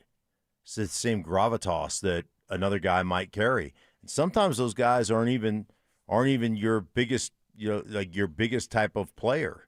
Or your biggest scorer or whatever. Sometimes it's just those glue guys. And so you've got to have the right. You're going to have that players only meeting. There's got to be somebody that everybody respects, and maybe that guy is Aaron Gordon, and because Aaron Gordon is out with a hamstring injury, he doesn't really feel like he can't really do that. So I think it's always easy to say, hey, somebody needs to step up, but I just have seen it enough over the course of my career. Maybe it's different with Stoke, but there are certain guys that have the attention of everybody on the roster, and then there are certain guys who speak up that think they're leaders, and everybody kind of rolls their eyes like, oh, this guy again. So you got to, it's just got to be careful with that. Yeah, the Nuggets are a veteran team. I mean, they got veteran players, so I don't know, they don't have, you don't see like a true the leader. Like you look, on my teams is Payton, right? You had a guy. Baltimore, it's Ray Lewis, and you have guys like that. I don't think the Nuggets have one of those guys. It doesn't seem that way. It could be Aaron Gordon, but you're a veteran group. You played a lot together, and it doesn't have to be just one guy here. That's what people need to realize. I mean, it could be, hey, let's just talk this thing out, guys. And Jamal, then you get together, and then his voices come together. What's going on here? What do we need to fix? What do we, down the stretch here? Because we're getting late in the season here, and maybe they don't even need it. But I think with their coach that they have, certainly it doesn't seem like it's him to be that type of guy. He's more of a reserve guy. He's not going to call guys out, and that's fine. The hard part, though, here's the hard part for when you have a coach like that. You need to have a dude in the locker room. When we had Tony Dungy, who was kind of more reserved, Softer he's not spoken. calling guys out. And he's going to be who he is, which is great, and he was great at it. But we had Peyton Manning. You had Peyton Manning in that locker room. So I don't know if the Nuggets have that guy. It doesn't seem like it's Jokic. Certainly doesn't seem like it's Murray. Could it be again? We always go to, well, it's Aaron Gordon. It's Aaron Gordon. So and he's hurt. So I just don't know when you don't have one of those dudes in the locker room and you have a coach like Adelman. It's not a good mesh. It's not a good fit. And so it will be interesting to see how this team finishes. Are they spiraling? Is this thing spiraling to where, it's going to get worse and worse? Or is it just, they're going through a little bit of a slump? Yeah, It may not be spiraling, but it's not getting better in a hurry either. But to your point, to Stokes' point, it was Peyton Manning. There's no question. I mean, you watch Peyton Manning run a practice. I mean, I've been out there on the field watching him. There's one dude in charge. Elway wasn't that way. Elway, great player, great leader, but he led through the way he played. But he wasn't out like pointing fingers at guys. Like if you drop, like it just wasn't. It wasn't the same way. And there was more. It was more of a an Alex Gibbs. Just but then you had a head everybody. coach Right. though too, right? Yeah. You had Shanahan. Right. Shanahan. I mean, he wasn't playing around, right? And even in my Washington years, it was more leadership from a bunch of different guys, but there wasn't like one dude that held everybody accountable. So every team is built a little bit differently. Well, sitting at 4th in the Western Conference, but with a small gap between 4th and 7th, 8th, potentially flirting into the play-in territory there. The Nuggets still have an opportunity and time to kind of right the ship and get it figured out, but things are coming to a head in a hurry. Coming up next, one off-season priority for the Denver Broncos. That was the question polled around the national media, and the consensus answer from one national pundit is going to surprise you. Coming up next, we will dissect that, but also calling all wrestling superfans, we have your chance to go to Las Vegas for the biggest pro wrestling event in the world. It's the Superfan Send-Off presented by 303 Law 4040. Here's what you're going to get if you win. A pair of 2-night tickets to the event, round-trip airfare for 2 from Denver to Las Vegas, 2-night hotel stay, and a $500 Visa gift card. For more information and to enter, head to DenverSports.com/superfan. During his best season as a pro, does Jamal Murray need to give his teammates a reality check? Couldn't Jamal Murray sit down in that locker room and call guys out by name? Those sort of conversations have to be had, and I don't think there's anybody better to do it than Jamal Murray because he was the problem and is now the solution. Denver Sports 104.3. The Fan. Hey guys, your boy Stink here from my friends at Cudarelli Vision. Wore glasses as a kid. Then when I hit my 30s, had LASIK surgery.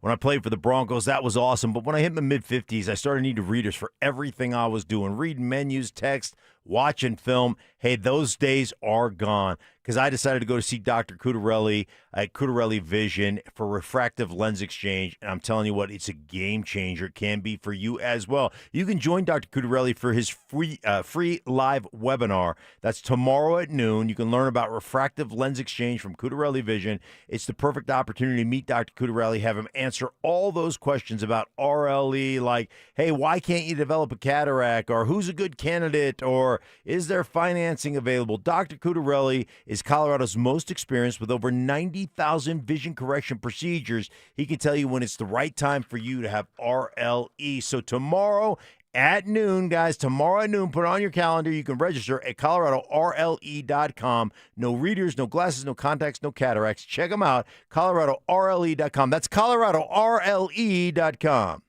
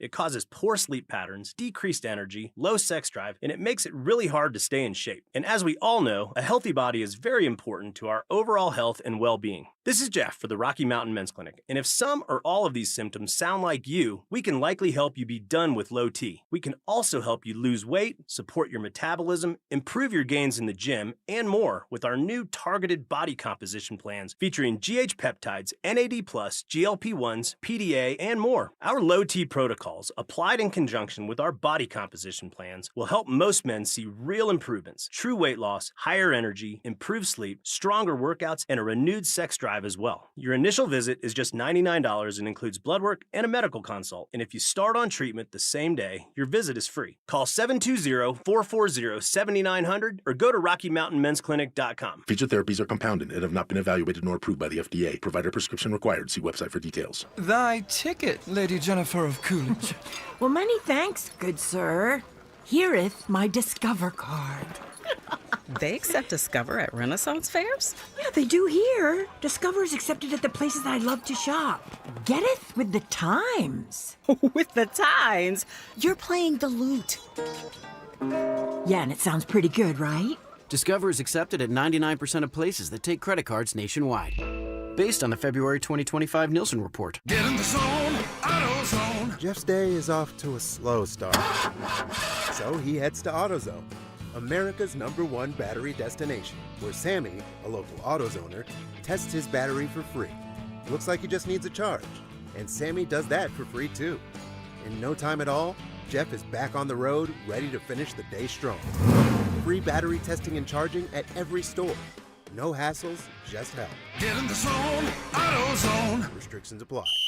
Denver Sports Snapshot. Tonight on ESPN Denver 1600, CSU basketball faces Fresno State with pregame starting at 6:30. 104.3 The Fan. We are Denver Sports.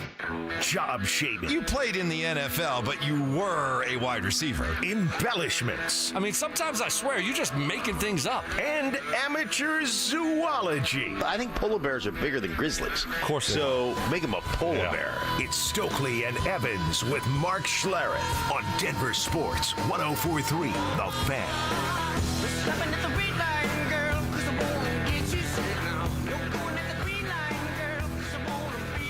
One singular top priority for the Denver Broncos this offseason. If you had to assign it to just one, and that's all you can get, what would be the most valuable addition for Sean Payton and the Denver Broncos going into 2026? That was the question that was posed by CBS Sports, and the answer that came out of that I thought was kind of interesting, because I think, Mark, when that question gets posed to me, and certainly when Stoke and I talked about it earlier, we seem to be of the same brain, you think offense in that perspective.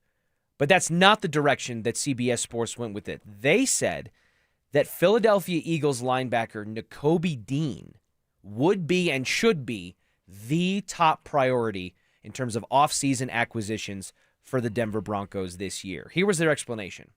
Denver's Alex Singleton and Justin Sternad are both hitting free agency this offseason, so linebacker could be a need in Vance Joseph's defense. Dean still has upside as an athletic second-level defender, and his ability as a blitzer could be especially valuable. Mark, would you make the argument that inside linebacker, despite the clear stated needs on offense, is as, if not more important of an offseason target for the Broncos? I think that based on let me just answer by saying yes. I think linebacker is a big need, and you saw on Stokley's big board over there, he's got Devin Lloyd as the first guy he put up there at the linebacker position. I love Dean. I think obviously he's had some injury issues early in his career, but man, he can run, he can flat fly, he does all those things, sideline to sideline. I look at the position right now from the standpoint of you've got free agents in Singleton, as you mentioned. You've got Sternad as a free agent as well. And you've got a guy in Dre Greenlaw that do you really feel like you can count on him? Is he really part of your future? And the answer to that question would be probably not, based on the past 3 years, the past injury issues over the last 3 years. So I would say that, yes, linebacker is a position of need. And I think you've got to re-sign at least one of your guys, whether that's Alex Singleton or that's Sternad, and I think you have to go get a guy too. Yeah, I think obviously you're going to need to add to the room there, certainly at inside linebacker. Probably not bringing back Greenlaw, I would think not, but who knows what's going to happen there. I mean, I don't put linebacker up there with, running back and tight end. We got to help Bo out more, and that's what I've been saying for months. It's like this is about offense, helping Bo out. So whether it is a tight end, running back, slot receiver, whatever, or another receiver, I think that's more important this offseason. But certainly you're going to have to get an inside linebacker, whether it's a drafted guy, whether it's re-signing both of your guys, whether it is, signing someone else's free agent. You're going to have to get an inside linebacker. I mean, you look at one weakness for this defense, and you probably say inside linebacker. That's the biggest one. I mean, that's really it. And while I agree with you that helping out Bo Nix, bringing balance to the offense, specifically with a revamped run game and some more playmakers and pass catchers is certainly there, one could make the argument that the thing that helped Bo Nix out the most over the course of the season that they just finished, where they went 14-3, was having a backbone defense that he could rely upon and help orchestrate some of these crazy fourth-quarter comebacks. And so the philosophical debate between shoring up a weakness and keeping a strength, I think is something that these teams are going to go after year after year. I think something that Stokley just said, and I've thought about this a bunch, I just haven't said it, but... In the shower? I thought Where about, are you thinking about it at? You and Jerry? Yeah. I've been thinking about it a lot in the shower. Sometimes in the shower. That's the best place to think about it. It really sometimes is. I don't shower do you long. Do you just stay in there? No, you don't? You don't stay in there I'm just a quick like shower guy. Quick shower. Yeah. Okay. I just am scrubbing my bits and pieces, and I'm getting out. Can't watch film in the shower. So Yeah, that's right. No. Right. Yeah. Boris. I don't know. Nowadays, you might be able to. Yeah, you get a little waterproof case for the Exos Thundercloud, mount it, suction cup it right there to the... I don't like spending all that time in the shower. Like, I'm a 5-minute top, in and out. Okay. Yeah. I mean, I respect that. Your water bill thanks you, probably. Right. Yeah, bar soap over the top of the head. Where exactly were you going with this? What were you thinking about in the shower? What was I thinking about? No, I like what Stokley said. I wouldn't be disappointed about re-signing Sternad and re-signing Alex Singleton. And, it's one of the interesting things, talking to Vance Joseph about Singleton.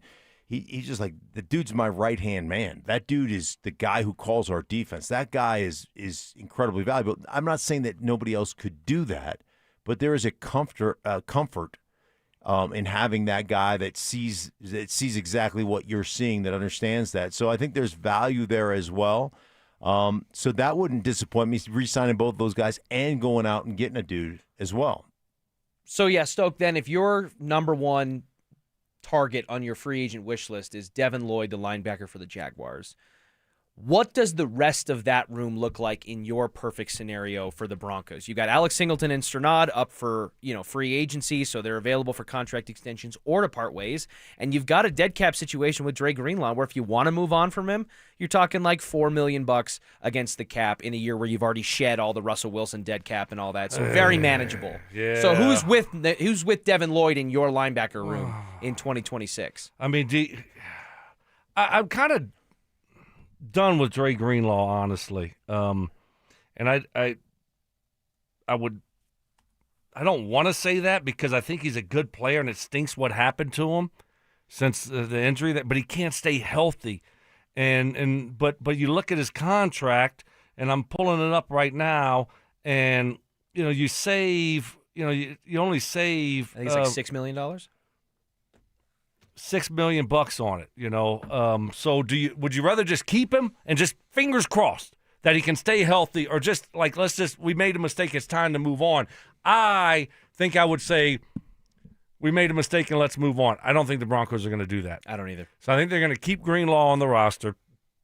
They're going to try to sign either Sternad or Singleton back, and then maybe if it is Sternad, and then you try to go out and maybe get a Devin Lloyd also, because Sternad is more of your backup situational player, special teams guy. But it will be interesting to see how it all breaks down, because you got two guys that are free agents and one guy that hardly played last year in Greenlaw. How do they handle it? I think I would just move on from Greenlaw, but I don't think they will. Well, I think that would be taking a swing if you were to either move on from Dre Greenlaw and or go after the likes of a Devin Lloyd or a Nakobe Dean in free agency. That, to me, would qualify as taking the bat off your shoulder and taking a swing in the offseason the way they did last offseason. But it is not the caliber of swing that others have the Broncos projected to take this year. If you're interested in what the general consensus is on how George Payton and Sean Payton might approach this offseason from an aggression standpoint, we'll fill you in coming up next. Will the Avalanche stars experience an Olympic hangover after an emotional gold medal game? Just to think you go 2 weeks like that and you battle the way they battled and you lost the way that they lost a game that you were better. How do you just get over it that quick? I don't know, man. I am concerned about a hangover here from some of these guys, especially the Canadians. Denver Sports 104.3. The Fan. Hey guys, your boy Stink here from my friends at Mountain High Appliance. President's Day savings across all the Mountain High Appliance showrooms going on until the 25th, guys. Great options. Whether you're replacing one appliance or planning a full kitchen remodel, this is the place you gotta start. Hey, dishwasher starting at $359. Stainless steel kitchen packages starting at $1,999. You can save up to $4,200 on select KitchenAid appliance packages. And I'm telling you what, guys, they've got all the inventory of the big box stores. And their employees are more than just employees. They're experts on appliances, making sure that you have all the information you need to make the right choice for you and your family, guys. And with over 250 working appliances, you can actually test them out before you buy them. I'm telling you what, guys, they also have that price match guarantee, so you know you're not going to get a better deal elsewhere. Visit Mountain High Appliance showrooms today in Littleton or Louisville or their Denver Clearance Center, guys. You can check them out online at mountainhighappliance.com. That's mountainhighappliance.com. Why choose a Sleep Number smart bed? Can I make my site softer? Can I make my site firmer? Can we sleep cooler? Sleep Number does that, cools up to 8 times faster, and lets you choose your ideal comfort on either side, your Sleep Number setting. Enjoy personalized comfort for better sleep night after night. And now, during our President's Day sale, take 50% off our limited edition bed, plus an extra $100 off all mattresses. And Saturday, only at a Sleep Number store or sleepnumber.com. Get in the zone, AutoZone. Welcome to A to Z Savings, our biggest sale of the year. Happy to be here. Can I get some rotors? Would you like brake pads with that? How much are the brake pads? Free with Duralast rotors. Free. Really? Really? Free. I also need some oil. Would you like an oil filter with that? Yeah. How much is that? Free with the oil. Free. Really? Really? Free. It's part of A to Z Savings with hundreds of deals. From A to free. Get in the zone, AutoZone. Ends March 9th. Restrictions apply. President's Day means all 2025s need to go at Siltahar Motors. This month, get up to $10,000 off or 0% financing for 72 months on all remaining 2025 Ford F-150s. Search all available 2025 inventory and pricing at sthmotors.com and get an instant quote for top value for your trade-in. Siltahar Motors is Colorado's most trusted dealer for over 66 years. No cutting corners, no corporate games, just real deals from real people. $10,000 off your next F-150 at Siltahar Motors. Get everything you want out of a dealership. My perfect day has sand, salt water, and friends. But my moderate to severe plaque psoriasis can take me out of the moment. Now I'm all in with clearer skin thanks to Skyrizi. Risankizumab Riza, a prescription-only 150 milligram injection for adults who are candidates for systemic or phototherapy. With Skyrizi, most people saw 90% clearer skin, and many were even 100% plaque-free at 4 months. Skyrizi is just 4 doses a year after 2 starter doses. Don't use if allergic to Skyrizi. Serious allergic reactions, increased infections, or lower ability to fight them may occur. Before treatment, get checked for infections and tuberculosis. Tell your doctor about any flu-like symptoms or vaccines. Thanks to Skyrizi, there's nothing on my skin, and that means everything. Ask your doctor about Skyrizi, the #1 dermatologist-prescribed biologic in psoriasis. Visit Skyrizi.com or call 1-866-SKYRIZI to learn more. Hey, what's up, guys? It's Zach By here. For 5280 Exteriors, Colorado homes face more risk than ever from intense weather, including wildfire exposure. 5280 Exteriors prioritizes fire-resistant, non-combustible, low-maintenance exterior upgrades with reliable quality installations. Protect your home with James Hardy siding, TimberTech decking, and Pella Impervia fiberglass windows, all designed to stand up to heat, weather, and time. They also offer 60 months no-interest financing. 5280 Exteriors, the altitude of quality. The right financial strategies can make a huge difference, especially if you're nearing retirement. Adam Mueller talks retirement strategies with Mile High Money. Saturday mornings at 8 on Denver Sports 104.3, The Fan. Looking for TRT? Don't pay hundreds out of pockets for a franchise or settle for low-dose TRT from your doctor just for insurance coverage. Centergenics and Low T Center take most insurance plans and customize each dose of testosterone for maximum safe results. Go to Centergenics.com or LowTCenter.com to book a free test today. Hi, I'm Terrell Davis, two-time world champion and Pro Football Hall of Famer. There is nothing more important than your health. That's why I made the smart move to invest in fitness equipment with Fitness Gallery. It's a game changer. This February, save 25% off all primetime functional trainers, home gyms, and racks. Work out on your schedule on the equipment you choose from the safety and comfort of your own home. Save up to 50% off on select premium equipment. Visit one of Fitness Gallery's 7 convenient locations from Colorado Springs to Fort Collins. Follow us on X at DEN Sports 1043 for up-to-the-minute information and opinions on all things Denver sports. Also, we can still call it Twitter, right? Denver Sports 1043 The Fan, DenverSports.com, and the Denver Sports app. Utter nonsense. This thing has gone totally off the rails. Some Cajun seasoning. Gris-gris? And the occasional anatomy lesson. Yeah, we're tight. Okay. We're like tired of mouse nuts. It's Stokley and Evans with Mark Schlereth on Denver Sports 1043 The Fan. Operator, won't you put me on through? I gotta send my love down to Baton Rouge. Hurry up, won't you put her on the line? I gotta talk to the girl. How bold is too bold? I think is the question that could be asked about the Denver Broncos this coming off season, because when it comes to their free agency and draft plans, There are many out there along the NFL landscape that think that the Broncos are in store for some pretty major swings. And I think you could argue that they had that approach last offseason when they brought in Evan Ingram and Dre Greenlaw and Talanoa Hufanga and J.K. Dobbins. I mean, that really felt like an arms race on both sides of the ball to really ramp this thing up in year 2 with Bo and Sean. Well, the consensus seems to be that that trend is going to continue. Sports Illustrated ran this thought exercise through their staff about bold predictions for each NFL team across the league. And when they landed on the Denver Broncos, the bold prediction was that Sean Payton and George Payton collectively will be involved in not one, but 2 major trades in the next month or so to help fortify positions of need on their roster. At the running back position, they take a swing on David Montgomery, who was one half of the timeshare with Jahmyr Gibbs in Detroit.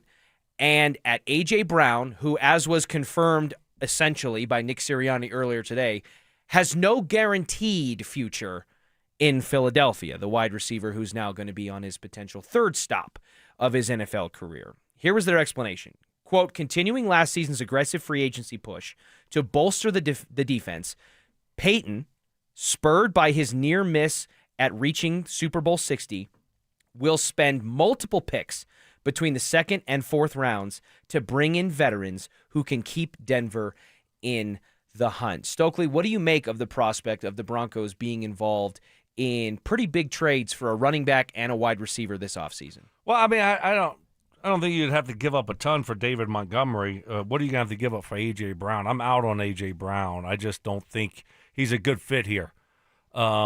Bigger receiver that, to me, he's slowed down a little bit this year. Always drama's kind of following him, whether it's reading a book or cryptic tweets, and never seems like he's happy. And I don't want to put a guy like that on this offense with a young quarterback. I don't think it's a good fit at all. And then you're going to trade an asset away. David Montgomery, that's fine. There's a lot of running backs available. If for the right price, I think he's a really good player. He's been a great teammate over there. He's a good compliment to Gibbs. You never hear anything from him, so seems like he would be a good fit here. I'm out on Brown, and I do think that Sean Payton and George Payton will be aggressive. Sean Payton's not a guy that just sits on his hands and like, yeah, let's hopefully this guy. No, he's not that type of guy. He's an aggressive guy, and so whether it be trading picks, moving back, moving up, whatever the case may be, I think you will see action this offseason from the Broncos. All right, so I want to lean into your expertise, and I agree with you on A.J. Brown. I just don't want the drama. And I still think he's a dynamic player, and he can make plays and all that stuff. But for you, Stoke, as a former wide receiver, he essentially plays the same position that Courtland Sutton plays. So you bring him in here, then what all of a sudden you have to take Courtland away from the boundary receiver and the X receiver and move him to the Z, and like how difficult a transition would that be, and would that be the way they would go, you think? Yeah. Well, you're right. I mean, the 2 bigger receivers, usually your big receivers are X, which is the on-the-ball receiver, right? On the ball, and that's where Courtland is, and that's A.J. Brown. And so you like a complement a bigger receiver with more like they do in Philly with a Devontae Smith or DT and Emmanuel. Pretty good, right? Right. So I just don't think it would be a good fit. I mean, at a certain point, you're like, okay, you trade for A.J. Brown. Do you trade Courtland? Are they both, I don't think they would be a good fit with each other. Now, if they did do it, yeah, sure, Courtland could go play the Z spot. That's usually the receiver with the tight end off the ball. I mean, I think he could play that and be fine.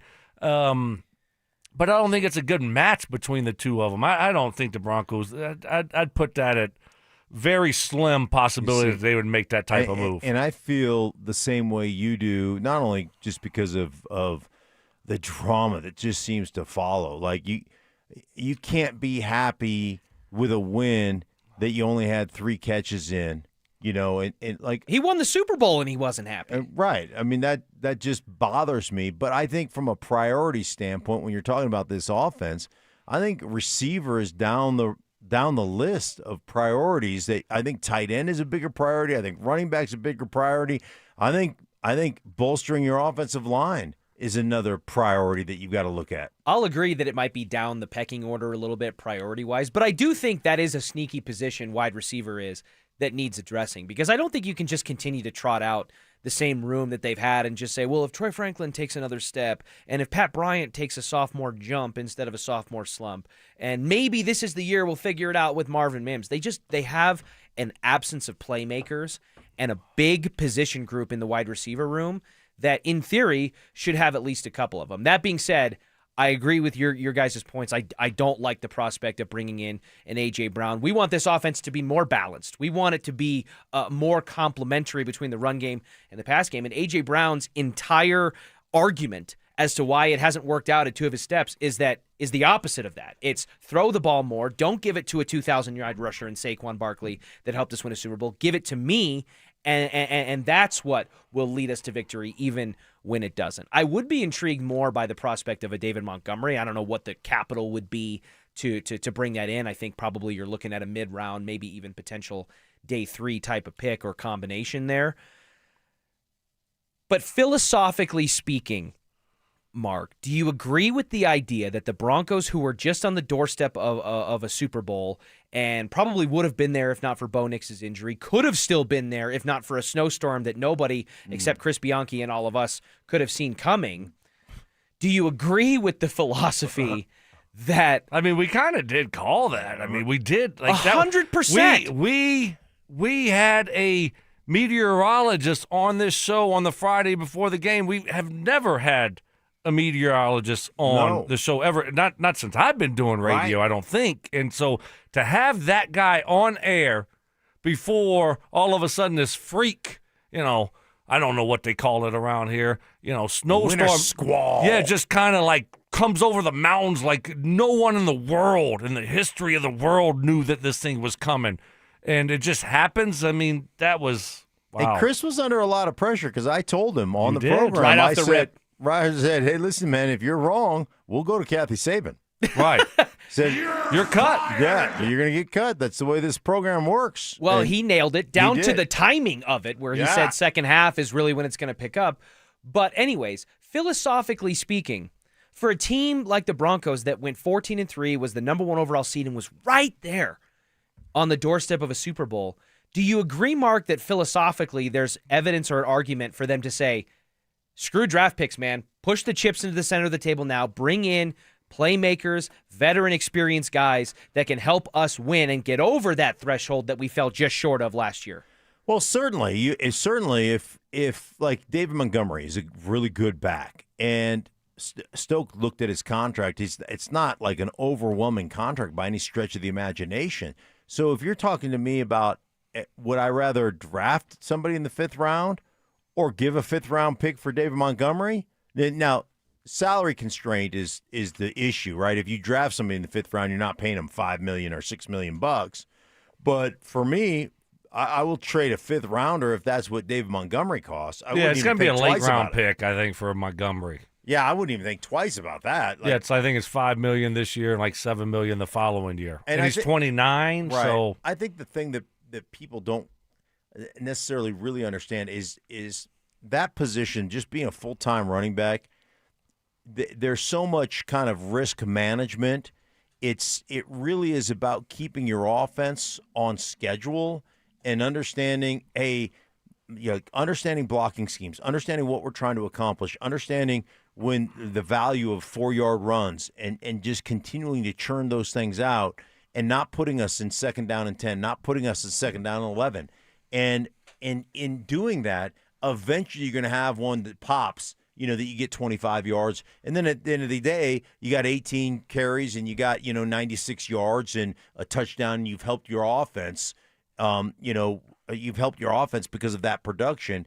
That's what a veteran understand how the NFL works running back. That's the production it gives you, and that's the value it gives you. And R.J. Harvey didn't provide that this year. Yeah, but I think, to your point, Richie, it's a mix. It's a mix here. You're not giving up. We're not going all in just this year, right? I mean, that's not what it's all about. That's foolish to just say we're pushing all our chips in the middle this year and we're investing in the here and the now. You got a long future here. Future's bright. So continue to build it the right way. If there's good deals to be had, guess what? Make them. If not, keep your draft picks. So I think that's the best approach here this offseason. The Broncos are in a great position. Well, This is the beginning of the evaluation period with Combine Week starting this week, free agency right around the corner, the draft, and the NFL preseason and training camp right around the corner. It's all going to get rolling now. Coming up on the other side, though, there's a source of optimism with one of our local teams here in the Mile High City that I promise you may never have thought was going to happen, and we'll dissect whether or not what we're seeing is for real coming up next. The champ! Are you ready? Do you consider yourself a super fan? Well, now's your chance to prove it. It's Denver Sports 104.3 The Fan Super Fan Send-Off, presented by 303 Law 4040, sending you to Las Vegas for the biggest pro wrestling event in the world. A pair of 2-night event tickets, airfare, and hotel all included, plus a $500 Visa card. So get in the ring and enter now at DenverSports.com/superfan. That's DenverSports.com/superfan. Hey guys, your boy Stink here. Recently talking to my buddy Troy Hansford about the housing market. Told me that over this last year, this market's gone from one of the hottest it's ever been to prices declining, something people haven't seen in well over a decade here. So if you're thinking about selling your house for any reason, now might be the time to sell it, still get top dollar. Believe it or not, Troy's still offering his $5,000 guarantee. If he can't sell your house at the price you agree upon, plus the timeline you agree upon, he's going to scratch you a check for $5,000. Come on, nobody else is going to make that offer. Troy makes that offer because he continues to spend a bunch of money marketing his listings, has about 100 families approved and ready to buy right now. So if you have a house, Troy probably has that perfect buyer for you right now, waiting for you to pick up the phone and to dial him up at 720-900-4433. And if for any reason you need to sell right away, Troy can buy your house all cash, and he can close in as little as 7 days. Call Troy, get your home sold for the most money. 720-900-4433. That's 720-900-4433. Troy Hansford of RE/MAX Professionals, Colorado licensed broker. Some restrictions do apply. Want to sell your house? Then pick up the phone and call my buddy Troy, 720-900-4433. Never have I ever called my sister from the finish line of my first marathon. Hello? You won't believe where I am. Are you running? Mile 26. I'm gonna make it. Switch to T-Mobile's 55 Plus plan and get iPhone 16e with its advanced camera system on us. Plus, 2 lines for just $30 a line. Guys, I can't believe it. I knew you could do it, babe. That was amazing. Mom, how do you feel? I feel great. I can't feel my feet. Let's take a picture, and then you may carry me to the car. Share every stride, every mile, every memory on America's best network. Switch to T-Mobile's 55 Plus plan and get iPhone 16e on us and 2 lines for just $30 a line.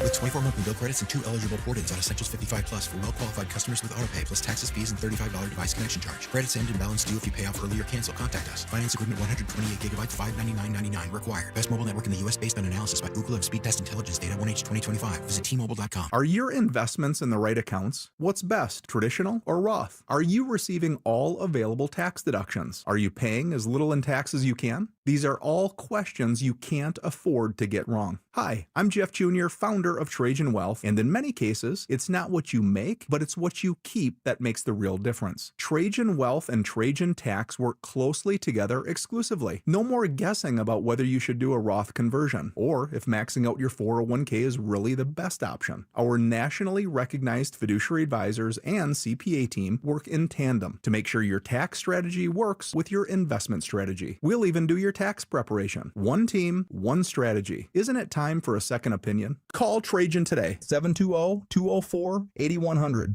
That's 720-204-8100. Trajan Wealth, an SEC registered investment advisor. Additional services through Trajan Estate and Trajan Tax. Additional disclosures and accreditation at TrajanWealth.com. Okay, does this happen to anybody else?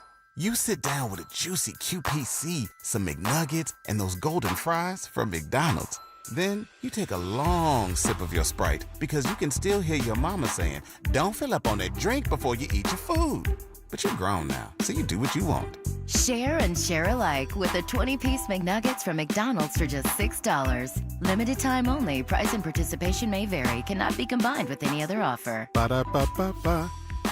The AutoNation Flash Sale is on for 1 week only. Drive with 0 down plus 0 payments till June. Don't wait. Save on thousands of new cars and trucks. All your favorite makes and models. 0 down plus 0 payments till June. We'll even buy your car and pay you top dollar on the spot. Don't miss this limited time event. Hurry to your nearest Auto Nation. Appraisal subject to verification. 60-month max term financing on approved credit. Interest accrues from date of purchase. See store for details. Expires 2/28/26. Winter isn't over just yet. In Colorado, your furnace has one job: to keep you warm. If it's been a while since your last tune-up, you're rolling the dice. Stoke here. ROX Rocks Heating and Air is local and honest. Get your furnace tuned up before the cold settles back in for only $39. Call ROX Rocks Heating and Air today or schedule online. Keep your home warm, keep your family safe, but only with ROX Rocks Heating and Air. Now play that jingle. HVAC service, installation, repair. ROX Rocks Heating and Air. I'm Drew Carney, anchor with 9 News Mornings. I'm new to Colorado, but not new to the early wake-up call. I'm excited to share my 20-plus years of morning news experience with this community, giving you the info you need to tackle the day and start it with a smile. Across the Denver Metro, we've got you covered, because when news moves fast, you need a team that moves with you. Make the move to Colorado's #1 streaming newscast. Make the move to 9 News Mornings, live, starting at 4:30, anywhere you watch. Gather round year-round at the new National Western Center. Unforgettable experiences await.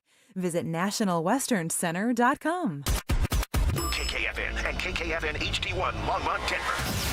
You're listening to Denver Sports 104.3. The Fan.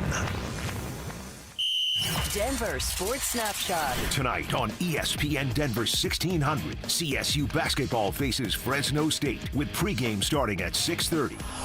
104.3 The Fan. We are Denver Sports. Perfect grammar. Well, what is it? Lululemon. Lululemon. I thought there's a Lulumon. I look at Lululemon, and I see Lulumon. I'm not going to lie. Relentless ambition. If I don't get Mike and I sold, maybe it's Mike that's holding me back. Is it what you're saying? I think maybe he might be the anchor. And lots of empathy. He went on a hunger strike, and it's not funny, Mike. The dog almost died, and you're laughing. It's Stokley and Evans with Mark Schlereth on Denver Sports 104.3 The Fan. Rolling along on a Tuesday morning, 9 o'clock hour. Richie Carney sitting in for Mike Evans here on Stokley and Evans with Mark Schlereth. And guys, optimism, I would say, is not a word that is almost ever used to describe one of our local teams in town. I'm obviously talking about Brandon Stokley's Colorado Rockies. We're talking about the Rockies? That being said, inconceivable. That being said, and I'm opening myself up to be clowned on, 4 or 5 months from now when they're on pace to lose 120 games again and all that stuff. But there's word from our guy Patrick Saunders coming out of spring training about some genuine potential sources of optimism around the purple pinstripes. And I want to see. What do you mean? Like a player or two, or you're talking about like their season? I'm talking about their season as a whole. Their player or two, you could point to the fact that Zach Veen put on like 43 pounds of muscle and looks like an absolute beefcake out there in the outfield. I don't know if you guys saw the video. We posted it on our social media must have missed that one. He looks like he's on steroids. I have seen. Wow, yeah, that's a look at the shoulders. He's a monster. Yeah. He's a monster. But if we're talking about... He's yoked. He is thick. It's crazy. 43 pounds you put on in an offseason? That's almost impossible. Naturally. Almost. Got to leave the door open because you never know. It's 43? How do you put on 43 pounds in a few months? I could do that.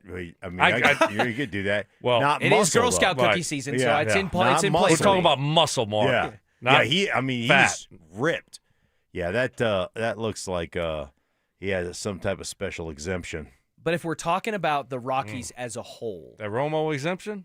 Yeah, there's Valco? There's a exemption for certain guys, for certain things that medical conditions. I got this medical condition. Right. I got to take this vitamins. Right. I had this medical condition which allows me to take, I don't know, human growth. And next thing I know, I'm yoked.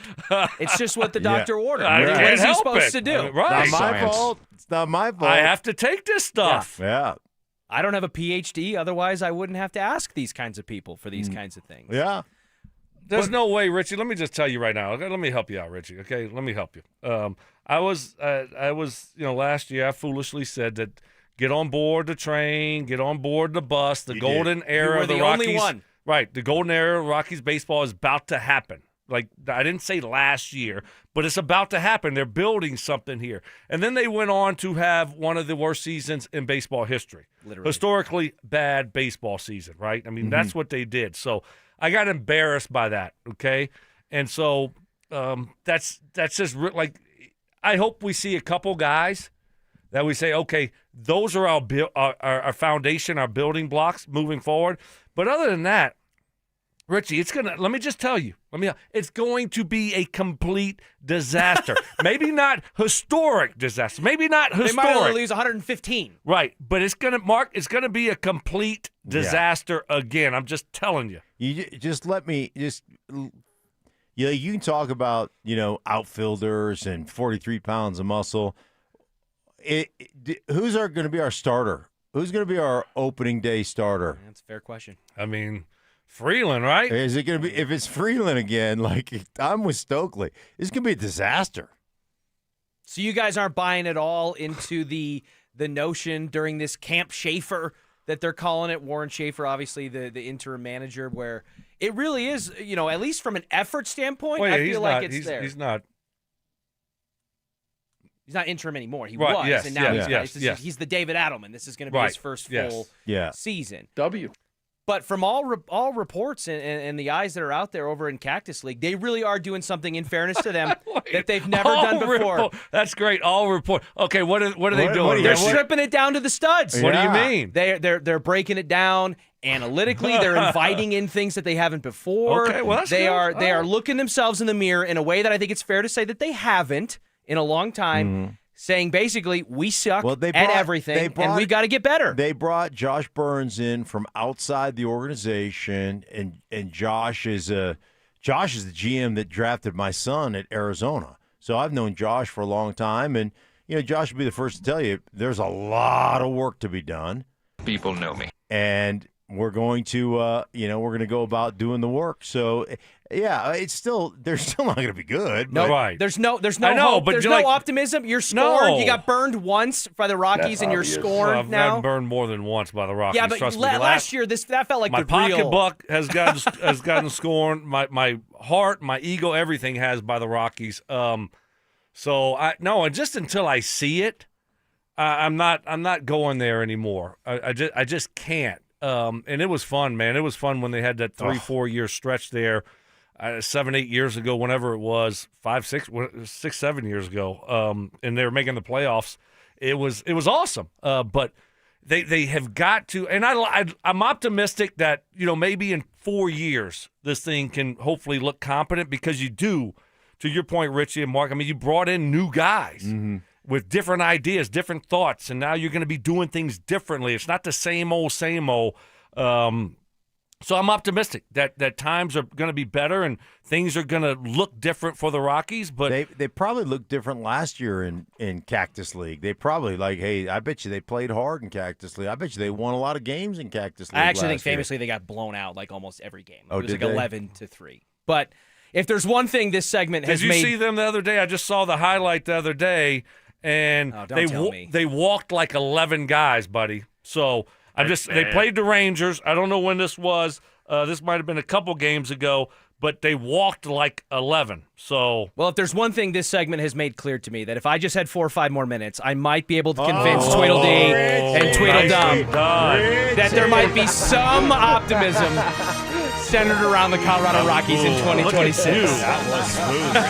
I didn't even see that one coming. 4 or 5 more minutes is all maybe I think I might need. Yeah, they had 10 walks against the Rangers. That's not bad. A couple of days ago. Yeah, not 11. I know. We're not quite sure what happens in spring training, but they do still play 9 innings. So it wasn't like they played 5 innings and gave up 10 walks. So that's a positive, right? So correct. It's only a little more than 1 per inning. That's not too bad, right? Do they have the 10-run rule in spring training? Is that part of spring training? Let's go play golf, boys. Yeah. Let's go hit those AZ golf courses. I mean, where's All Chris right. Bryant at?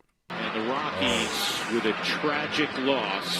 Chris Bryant is. What is he doing right now? Is he even at rehabbing. spring training? He is working. My back. He's just working. Trying to get just so he can get out of bed. Just throw those hundreds on the floor as you're walking. Right. I mean, softens. I know one thing he's not doing is brushing his teeth. 'Cause No. it hurts his back. All right, no need. Those to hotel brush. beds. Pick up.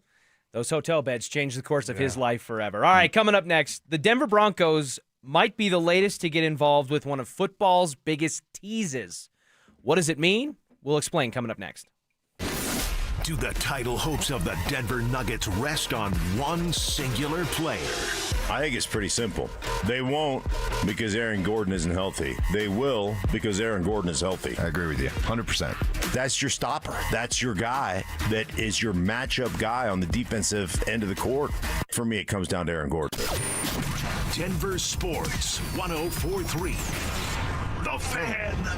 Hanging out recently with my guy Jeff from Rocky Mountain Men's Clinic at a Avs game recently. Mostly just hung out. We watched hockey, but we did talk a little business. Had to talk a little business with Jeff. And mainly I want to know what kind of feedback he gets from men who come to Rocky Mountain Men's Clinic to get their erectile dysfunction treated. And Jeff said the most common answer is, why did I wait so long to do this? Not surprised. Most men will wait a year or more, even though they know that something isn't right. Doesn't need to be that way. ED is a medical condition. Like many medical conditions, can be treated. Rocky Mountain Men's Clinic has treatments with success rates well over 90%. They've successfully treated thousands of men for over a decade now. And if ED is affecting you, it's time to get back to the sex, intimacy, and love that bring you closer together. Schedule a consult with Rocky Mountain Men's Clinic. Initial cost is just $99. You'll get a TNPSA test and, if medically advised, a test dose. And if that test dose does not work, your office visit is free. 5 locations to better serve you, including Fort Collins, Colorado Springs, and a new and improved office in The Rock. Call 720-440-7900 and at RockyMountainMen'sClinic.com. Hi, Dan Cicchini with Dunright. Great pricing options and bank financing? You bet. Kitchens, baths, counters and floors, finished basements, windows and doors. Done right since 1985.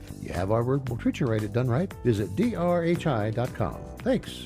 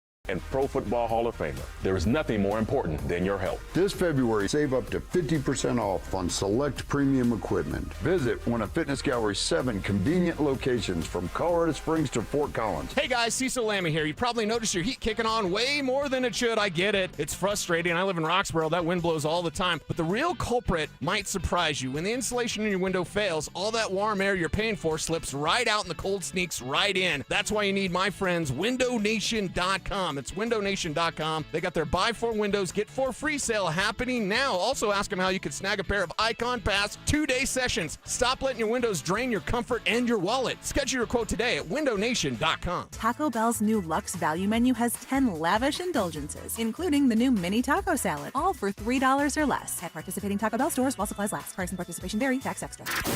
Stream Stokley and Evans with Mark Schlereth, Dover and Cecil, The Drive, and all your favorite shows on the Denver Sports 104.3 The Fan app. Denver Sports 104.3 The Fan, DenverSports.com, and the Denver Sports app. Listener appreciation. Our RamosLaw.com texters always answer the bell. Mentorship. You can't be that guy. Don't be that guy. Yeah. And words of wisdom. Don't let my confidence offend your insecurity. It's Stokley and Evans with Mark Schlereth on Denver Sports 104.3 The Fan.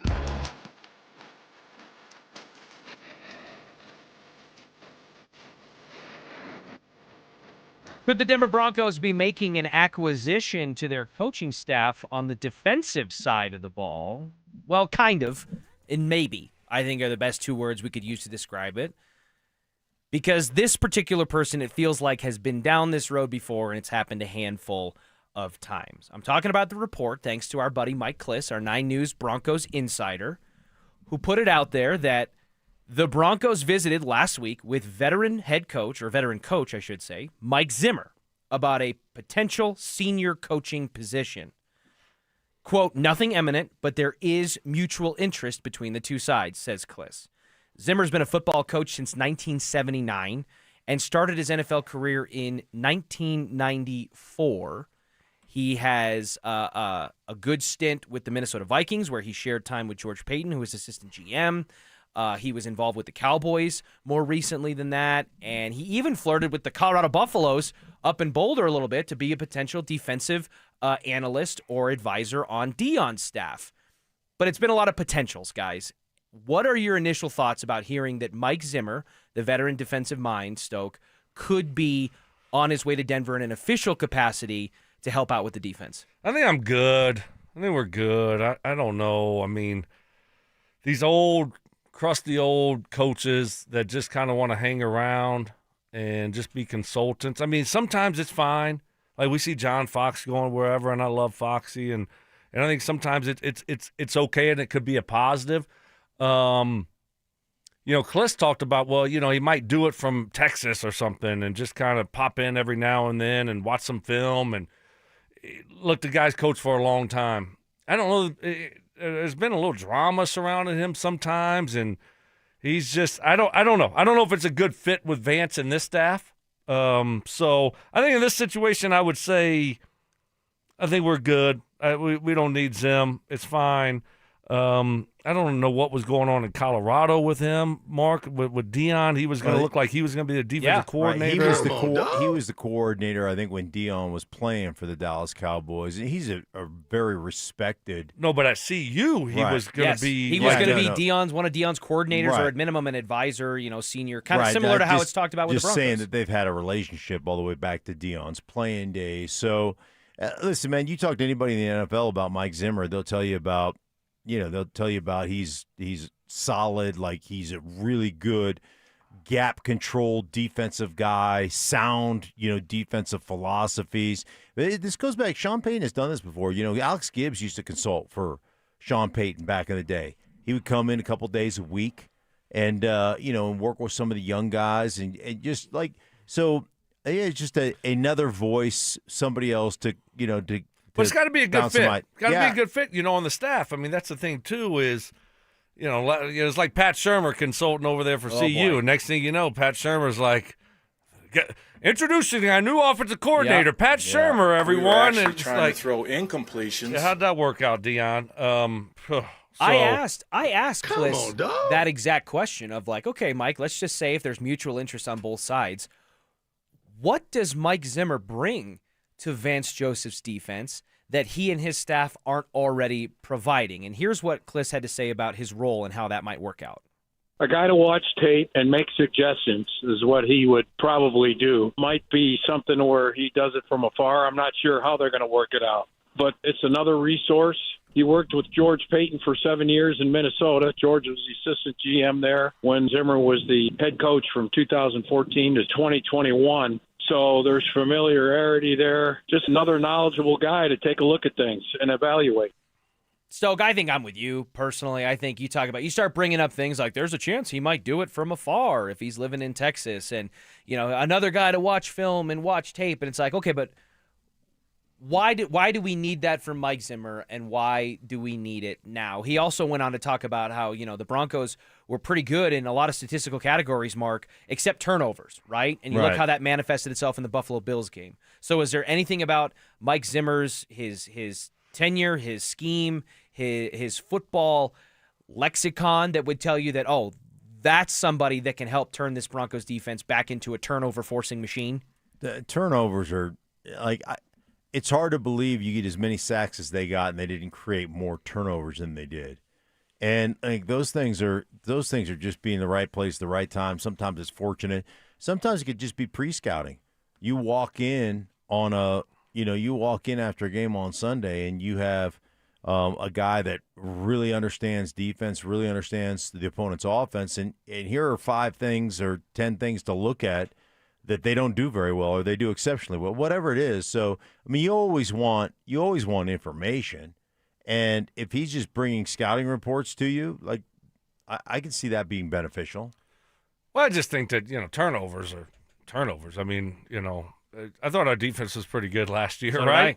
And sometimes it's just luck. I mean, what is Mike Zimmer going to do? Come in here and, hey, when you sack the quarterback, now we're going to try to knock the ball loose. Like they haven't been working on that and doing those things. Pat Surtain, when the quarterback throws it, I want you to catch the ball and intercept it. Like, okay. I know you were a reigning defensive player of the year last year, and you have all these things. But have you ever thought about maybe forcing the ball out when you make a tackle? try to get the fumble out. I mean, they try all those things. Sometimes they come in bunches, and we talked about going into the playoffs, and next thing you know, you look up and they got 4 or 5 turnovers against the Bills. They did a good job in that game of getting the football out. So hopefully this year, when it comes to turnovers, you get a couple good bounces and you're able to get the ball out a couple more times from the quarterback. But I don't know. I mean, if Vance and another thing is, like, how does he view playing defense, Zim?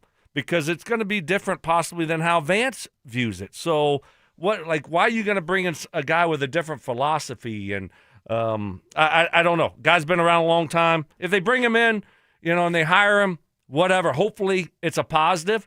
I don't think the Broncos need a guy like that, but I don't think it's going to be like this huge negative or a bad thing, a terrible thing if they bring him. I just think the Broncos are fine at doing what they've been doing. I'm seeing it on the RamosLaw.com text line, 303-713-1043 from the 4980. Guys, I think Vance Joseph's going to get another head coaching job. What if bringing in Zimmer allows for a bridge for Vance Joseph to leave for a better job next offseason, and he just becomes your new defensive coordinator? Well, I mean, that could be a possibility, certainly, but I just think you might have someone else on staff that is going to run the same defense. So if Vance gets a head job, that means the defense balled out. You had a great season as a defense and a team. You had that theoretically in Jim Leonard, right? Who right, left, and so now, he's gone now. So obvious. who would be the guy? Do you have a guy on staff already? This guy's like 70s him, and I would think their philosophies on defense are a little bit different. So I don't know about hiring a guy like that after Vance leaves, but hey, maybe he would come in and run the same system. I just think that's kind of thinking maybe a little bit too far in advance. Yeah, I've thought about Vance Joseph. I thought he'd get some run this year. I thought Arizona might be a place that he ended up. But certainly if this defense is great again, like it's been great, I would think that he'd be on the forefront of a lot of people's minds next year come the hiring cycle. So yeah, I'm with you on that stuff. I mean, Zim is, like I said, an incredibly well-respected defensive coach in this league.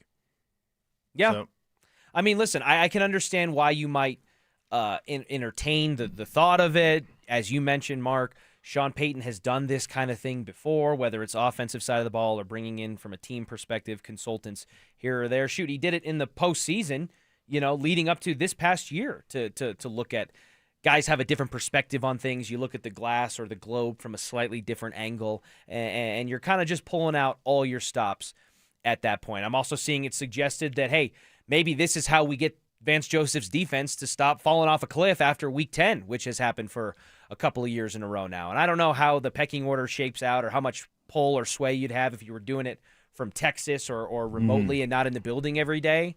But I suppose at a bare minimum, Mark, it feels like it's okay to say, hey, when you've got as much on the table as the Denver Broncos do and the runway looks the way it does in front of you, you should be open to all kinds of things, even if you don't act on them. Yeah, I mean, you sit there and this is where ownership comes back into the fold. There's a lot of teams that couldn't lean on the expertise of a Mike Zimmer because their owners they're not gonna agree to it. But our owners are like, oh, you want this guy to be a senior defensive consultant and do it and we're gonna pay him? Okay, great. If that helps us win, we're in. So like we're really fortunate here in Denver to have the ownership that we have that's willing to do those things. I mean, how does he fit with the guys, though? How does he fit with the defensive coaching staff? And we say he's doing, Mike Kliss just speculated that he might be doing it from Texas. Who knows? He might move here and be here every single day. But how would he fit with the group? It's like anything else, guys. It's like a locker room. When you're bringing a new coach into the building, especially a guy that's just going to be kind of putting his feet up and consulting, then, what's the relationship like between him and Vance, and how do they view things? So all that's important here. You don't want to bring in a guy that could be, a bad apple or not be a good fit for what you got going on. Well, as Kliss put in his reporting, nothing imminent, but there is mutual interest on both sides. So we will have to see whether or not those conversations continue and if anything more serious progresses over the course of this offseason for the Broncos. Hey, calling all wrestling superfans, we have your chance to go to Las Vegas for the biggest pro wrestling event in the world. It's the Superfan Send-Off presented by 303 Law 4040. If you're lucky enough to win this grand prize, here's what you're going to get.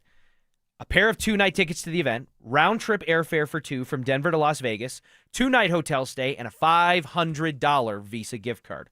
For more information and to enter your name, head to DenverSports.com/superfan. All right, coming up next, the Denver Broncos have the opportunity to put a sledgehammer to multiple position groups on their roster this offseason. The question is, should they? We'll ask that question coming up next.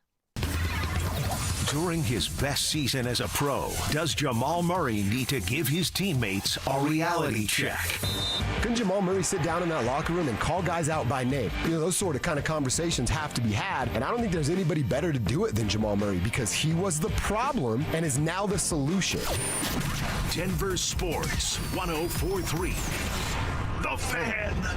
We love talking about dynasties. The Ford F-150 is a legit dynasty. For 50 years, they've been America's best-selling truck, which only makes the deal at Siltahar Motors right now that more amazing. They have to move their 2025 inventory, which means right now get up to $10,000 off all remaining 2025 Ford F-150s plus 0% financing for 72 months, 6 years. No interest. Siltahar Motors, 4 big dealerships in one. Ford, Lincoln, Volvo, and Mazda, conveniently located at Highway 36 in Wadsworth in Broomfield. Check out their entire inventory and do all your shopping from your couch at sthmotors.com, and know you're working with a company you can trust, locally and family owned for over 66 years now. 66, that's not luck, that's earned by doing business the right way. And in honor of this President's Day, that means joining the dynasty that is the Ford F-150. 10 grand off and 0% financing for 6 years on all remaining 2025 Ford F-150s. Best prices, best selection, most trusted. Siltahar Motors. Get everything you want out of a dealership.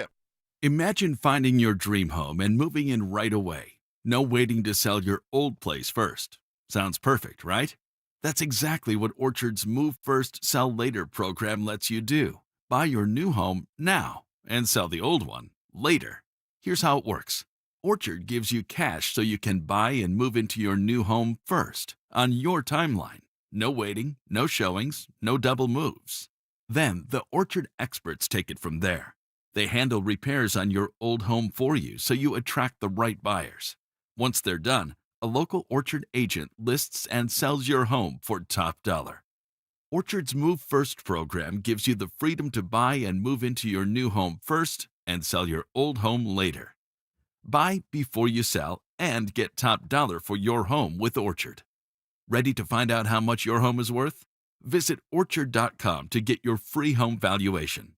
That's Orchard.com. Hey guys, Mark Schlereth here from my friends at Cutarelli Vision. Here's my story. I wore glasses growing up for a long time, and then when I hit my 30s playing for the Broncos, I ended up having LASIK surgery, but when I hit my mid-50s, I needed those readers for everything I did, whether it was going to restaurants trying to read menus, whether it was reading statistics, studying film, I needed those reading glasses. Well, I decided to go see Dr. Cutarelli at Cutarelli Vision for a refractive lens exchange, and I can tell you firsthand, total game changer, and you can join Dr. Cutarelli for his live webinar tomorrow at noon. Learn more about refractive lens exchange from Cudarelli Vision. This free webinar is the perfect opportunity to meet Dr. Cudarelli and have him answer all your questions like, is RLE for me? Am I a good candidate? What's the recovery time? What's the cost? Is there financing? Cudarelli is Colorado's most experienced with over 90,000 vision correction procedures, and he can tell you when it's time for you. Make sure you join that live webinar tomorrow at noon. Register at ColoradoRLE.com. That's ColoradoRLE.com. This segment on 104.3 The Fan is brought to you by Roller Auction.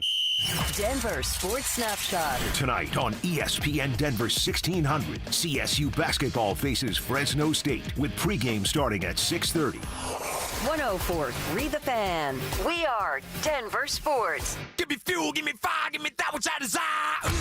Bold takes. I would put my fajitas up against any Mexican restaurant. Active listening. You weren't listening to a word I just said. Plus, a little number crunching. What's 12 minus 1? I mean, 12 minus 11. 1. This is why math confuses me. It's Stokley and Evans with Mark Schlereth on Denver Sports 104.3 The Fan. If they wanted to, hypothetically, the Denver Broncos have an opportunity to take a sledgehammer to a couple of different position groups on the roster this offseason. And I think the question is, and we've debated it at points throughout the course of today's show, should they? I think there's two position groups where this theoretically applies. The first one and the most obvious one is the inside linebacker room. When you've got Alex Singleton and Justin Sternad both up for free agency or due contract extensions, and you've got a guy in Dre Greenlaw who you brought in last offseason but has just a $4 million dead cap figure, saving you $6 million against the cap, and a resume that includes during his stint in Denver, not really being able to stay healthy, continuing the trend, getting suspended for a game, and I believe his first game back during the regular season, and overall just not the impact or performance that you'd thought. So let's start with that position group, Stoke. How much justification would the Broncos have if they just looked at their inside linebacker room and said, hey, we don't really want or need any of these guys back. We're going to shake up the Etch-a-Sketch and just build this thing back up from scratch? Certainly you could do that. I mean, I wouldn't have any issue with it at all. I mean, two guys are unrestricted free agents. Now, how do you feel about your young guys is the question, too. The guys that, when you look at that position and you say if you lose Singleton and Sternad, like a Kareem Reed, who had a really good training camp, and, guys like Lavelle Bailey, Drew Sanders can never stay healthy. Is he even back next year? So how do you feel about those guys moving forward? And then also, what's your thought process with Dre Greenlaw? What are you going to do with him? He's under contract. Like you said, you could save $6 million on the cap if you do release him. Or do they just decide to keep him? They invested a lot in him last year, and just keep your fingers crossed there. So I said I wouldn't be shocked if they just didn't worry about Singleton and Sternad and let Greenlaw go. If they kept Greenlaw and let Singleton and Sternad go, there's a lot of different options. Devin Lloyd or Nakobe Try to Dean. go get another guy and add him to the mix. So that it's going to be interesting to see how they navigate the inside linebacker waters. Mark, we've been screaming about let's get an inside linebacker for years. Yeah. And they got Greenlaw, but he can never stay healthy. Yeah, I thought they solved it with Greenlaw, and obviously they didn't. I was hoping that he was going to be healthy enough to play all season long and to be an impact player. And Mark, did you know that Greenlaw's a downhill linebacker? I did know that he's a downhill guy. Yeah. Like he's downhill. What do you know? You don't know. Yeah. Do you know? You know he's a downhill. Yeah, he's a downhill What do you know player. about being a downhill linebacker, Evans? You're not close. Yeah. I was a downhill linebacker in high school. Yeah. Oh, I know you had to be a downhill linebacker. Well, I was there just specifically to stop the run. Yeah. Downhill line. That's what they do. Yeah. Just come downhill. Just got to ask Evans. Yeah. I see. Sternad is interesting to me because every time he gets an opportunity to play, he shows out, man. He does really well. He's going to want to be a starter. Right. Like that dude is going to be. So are you in a position, if you're the Broncos, do you believe enough in him to say, you know what, you're going to take over that starting role, we're going to negotiate with you? Or if this is the first time you've really had a chance to make big time money as an NFL player, you want to hit free agency? Do you, Mark? Because you're a big Singleton guy, and you were right. You were one of the first on the Alex Singleton bandwagon and train when he was coming over here to Denver because of what you observed from him at his previous stints. So I'm going to ask you that question. Do you believe in the likes of a Justin Sternad, who's a couple of years younger than Alex Singleton, and, as you pointed out, at almost every opportunity to play spot duty for injury or other reasons, has performed well? Do you think they should sign Sternad, even if it means at the expense of an Alex Singleton? Yeah, I think at some point you have to, the old adage of it's better to let a guy go a year early than a year late. So Sternad, if you can get a deal done with him, do you feel like he could be the green dot play caller on the defensive side of the ball? And, and he's a younger guy that has less tread on the tire. Like, he's a dude that I think is incredibly valuable. At the same time, you're still looking, to Stokes' point, you got young guys that you've developed, but I think you're still looking at free agency. You're still looking in the draft. You're still looking at those places to shore up that room. And listen, man, as much as I loved the signing of Dre Greenlaw and hoped that he could stay healthy, that wasn't in the cards for him this year. And I just don't know. What would you do with him, Mark? What would you do if you're the Broncos with Greenlaw? I would probably move on. But I don't feel like they're going to. I feel like they're going to give him a chance to get healthy. I just, like, he is a guy that I loved him when he was with San Francisco, right up until he tore his Achilles. And it just, as a guy that's been injured a lot, like, it's just one of those things that there's always something. Your body just continues to compensate, and there just always feels like there's going to be another thing. And sometimes guys overcome that and play and go on to play and play exceptionally well for a long time. I just don't see that happening. Do you give them another chance in this system? Broncos have been great keeping guys healthy for the most part, right? Mm-hmm. And so do you say, hey, we just want to give this guy one more opportunity? I think I would move on from him, like you, Mark. Right. It's just like fool me once type of deal, right? We've already been down this road, and we're going to – like, this is an important position for the Broncos. Everything else on the defense is, like, loaded. You got to get some dudes at the inside linebacker position, and if you go down the Greenlaw road and all of a sudden he gets injured again, he plays in 5 games, it's going to be like, told you so. Yeah. Like, he told you, who he is, and it is a shame, but that's just the situation he's in. I think I would move on from him and just turn the page on that experiment and just say it just wasn't meant to be. Yeah, I'm with you on that. I was just looking at, Singleton, Sternad. I didn't realize Sternad is 29 years old. He's been around for a little bit, but Singleton's 32 years old.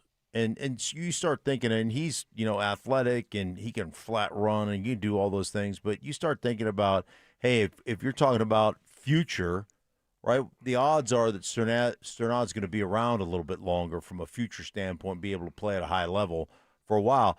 Listen, man, he's done everything right. I wouldn't be disappointed if they re-signed both of them or either one of them. Well, there's another position group on the offense that this applies to. We'll get to some of your texts on the RamosLaw.com text line coming up next. But in the meantime, calling all wrestling superfans, we have your chance to go to Las Vegas for the biggest pro wrestling event in the world. It's the Superfan Send-Off presented by 303 Law 4040. And here's what you're going to get if you win. A pair of 2-night tickets to the event, round-trip airfare for 2 for Denver to Las Vegas, 2-night hotel stay, and a $500 Visa gift card. You can learn more and enter your name into the ring at denversports.com/superfan. Coming up on the other side, we will discuss the other position group that could potentially get nuked this offseason and get to some of your reaction next. Will the Avalanche stars experience an Olympic hangover after an emotional gold medal game? Just to think you go 2 weeks like that and you battle the way they battled and you lost the way that they lost a game that you were better. How do you just get over it that quick? I don't know, man. I am concerned about a hangover here from some of these guys, especially the Canadians. Denver Sports 104.3. The Fan. Free barbecue? Yep, absolutely free barbecue. Hey, everybody, Dan Jacobs, the barbecue lawyer at 303 Law 4040. It's 2026, and we are taking our free meal program to the next level, and I want you to help spread the word with me if you can. I got a brand new smoker, and this thing's a beast. It's over 6 feet tall, so we can cook that 1,000 pounds of free barbecue each and every month. Here's what you do. It's Eastern Hills Community Church, 4 to 6 p.m. every first and third Thursday. I'm smoking up delicious pulled pork or my addictive copycat Chipotle recipe, and we're serving it up for free. You just get in line, you pop the trunk, we put free groceries in your trunk, and then we ask you how many meals you need for the night. It's that simple. No questions asked. It's at Smoky Hill and Arapahoe Road every first and third Thursday, 4 to 6 p.m. Help us spread the word. And if you have any questions, you can always call me. The barbecue lawyer's number is 303-LAW 4040. Hey, it's Zach By here. Protect your home with 5280 Exteriors and their James Hardy siding, Timber Tech decking, and Pella Impervia fiberglass windows. They also offer 60 months, no interest financing. 5280 Exteriors, the altitude of quality. Hoops in Hamilton on the DU campus is intense this season. And the Denver Pioneers have scored more points than any game in program history. The threes are flying and the atmosphere is electric. Join us to create a home court advantage as conference play heats up. Goes down low, feeds Wysocki, up with a two-handed dunk. Group discounts and one-of-a-kind experiences await. Denver basketball. Get your tickets today at denverpioneers.com.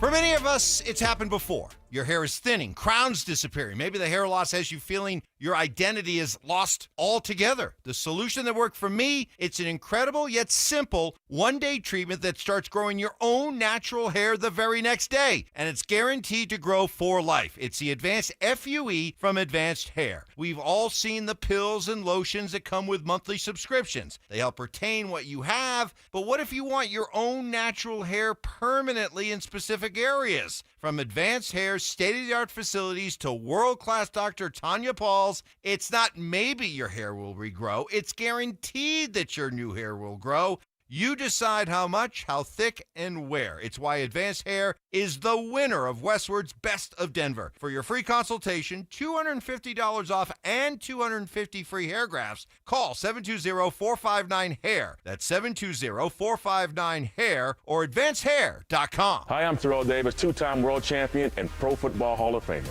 There is nothing more important than your health. This February, save up to 50% off on select premium equipment. Visit one of Fitness Gallery's 7 convenient locations from Colorado Springs to Fort Collins. Gather round year-round at the new National Western Center. Unforgettable experiences await. Visit nationalwesterncenter.com. This segment on 104.3 The Fan's brought to you by Fitness Gallery, selling the world's finest fitness equipment. Stream Stokley and Evans with Mark Schlereth, Dover and Cecil, The Drive, and all your favorite shows on the Denver Sports 104.3 The Fan app. Powered by Advanced Tax Solutions.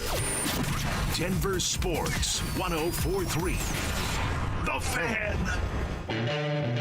Music history. I've now baptized you in the glory of Led Zeppelin. Brutal honesty. Today's just been a bad day for you, Mike. I don't know how else to put it. And some questionable taste. I do not heat up leftovers. Oh, my I only eat God. leftovers cold. It's Stokley and Evans with Mark Schlereth on Denver Sports 104.3 The Fan.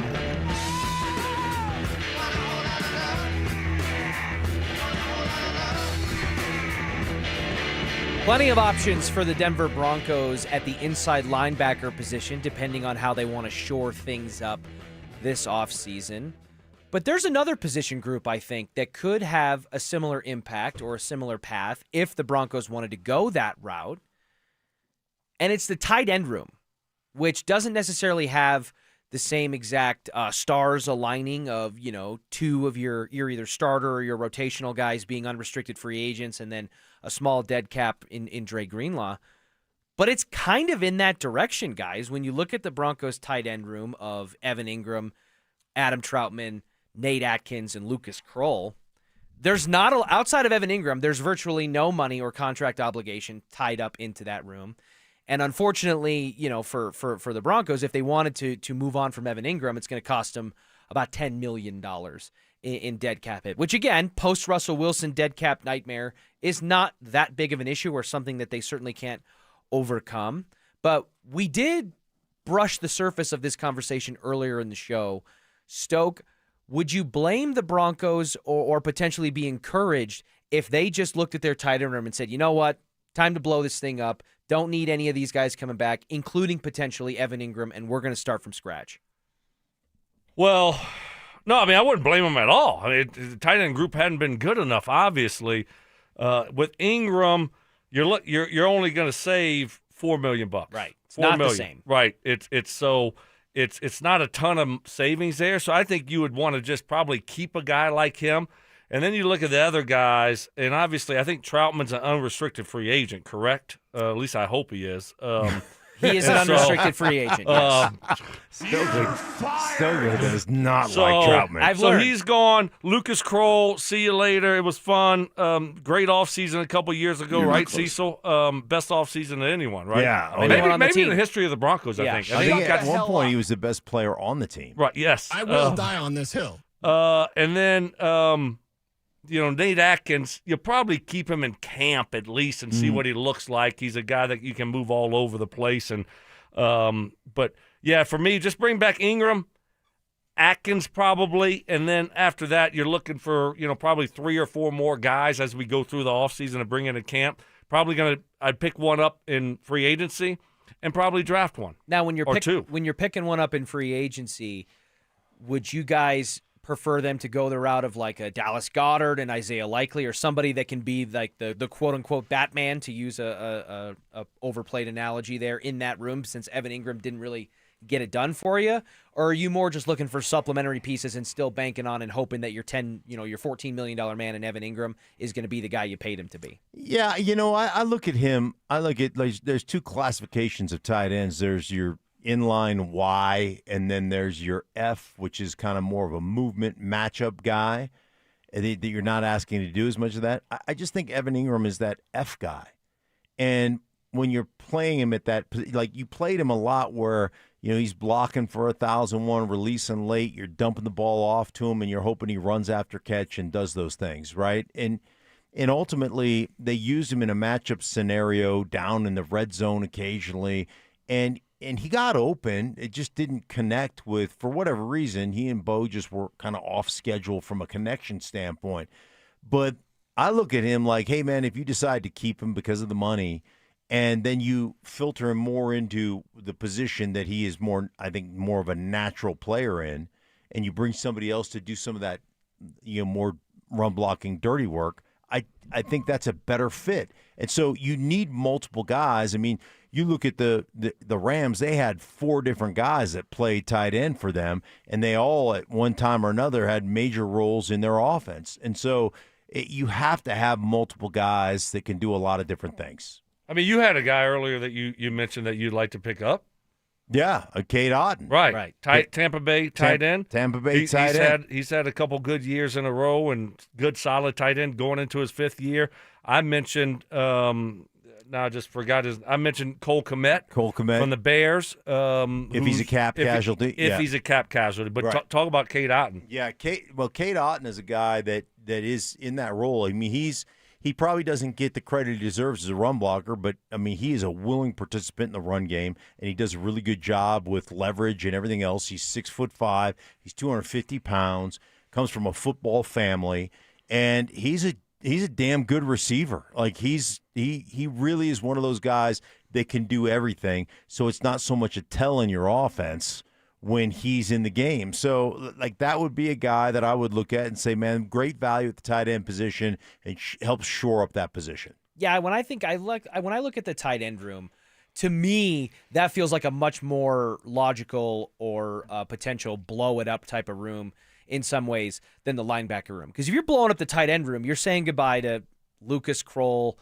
Nate Atkins, and Stokely's favorite, Adam Troutman. Those are guys that I don't think are above replacement at the NFL level without, an extensive search. I think that's doable, especially if you're going to add, a Cade Otton or a Dallas Goedert or Isaiah Likely or somebody like that, in addition to probably picking up some guys in the draft or some practice squad guys of that nature. Whereas when I look at the linebacker room, like, nuking the linebacker room, Alex Singleton might be north of 32 years old now, but he's been a hell of a tackling machine for the Broncos for a number of years now. He's your green dot on defense. Justin Sternad, as we've pointed out, plays well in almost every spot duty that he's been assigned and has special teams contributions, is slightly under the age of 30, somebody that you could get a few more years at least of good football out of. And Dre Greenlaw, he didn't stay healthy, but sometimes I think maybe we put so much hype or emphasis or onus on the voodoo magic of Bo Lowry and his ability to keep all these guys healthy. And I would be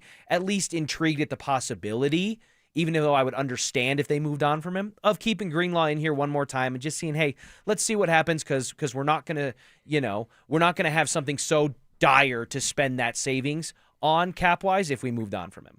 Yeah, I mean, I'm fine with Greenlaw. I'm fine with Ingram. But the other guys, you got to mix it up, especially in the tight end room. It's time to try to get some new blood in there, and do something a little bit different. And so what we've been doing here hasn't worked. That's pretty obvious. So for a long time, by the way, not just the last couple of years. Right. Sure. So, like the Troutman deal, okay, it was fine while it lasted, but okay, that era is over. It's time to move on. It's time to make tight end a priority. Seriously. What's Jimmy Graham doing? Jimmy Graham? Yeah, what's Jimmy Graham doing? Where's Jeremy Shockey? Give me some Shockey. Give me some Shockey. That's one of the OG jokers. Yeah. With the hair. Yeah, I know. We got to draft one. You got to get one in free agency. Whatever the case may be, you got to flip the room over. You just have to. It's just getting so old when we're watching all these teams and these great dynamic tight ends and what it does for an offense, what it does for a quarterback. And then we look up and we got, our guys that we've seen running around just covered like glue by these linebackers and safeties and catching, 10 or 12 passes in a year. And then by the way, they can't even block either. So it's like and then forgot about this guy. We signed like 50-year-old Mercedes Lewis. Right. This guy was 40-something years old. Yeah.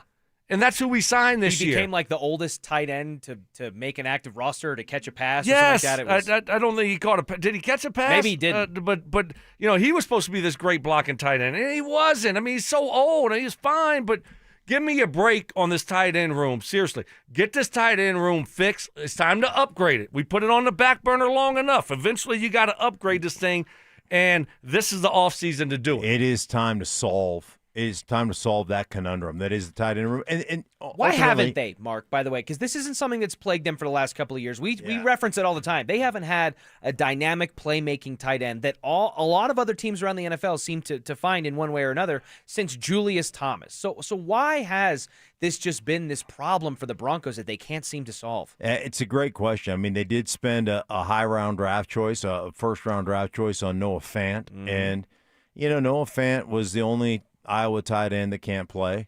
Can't block. Yeah, can't block. And it just was like, it was one of those things where, it was almost like, hey, we thought we were getting one of these Iowa tight ends that can really do multiple things. And it turned out he couldn't. And the other thing, when he caught the ball, he could never break a tackle. It just wasn't the same. So he didn't work. He didn't work. Like Dolchich was a second rounder, I think. Second or third. Third okay, rounder. one of those out of UCLA. And he had hamstring and leg injuries. He played for Miami this year. He was all right. Yeah. He was. He looked good for the Giants there for a minute, didn't he? And I think it was in the preseason. Yeah, preseason. Yeah.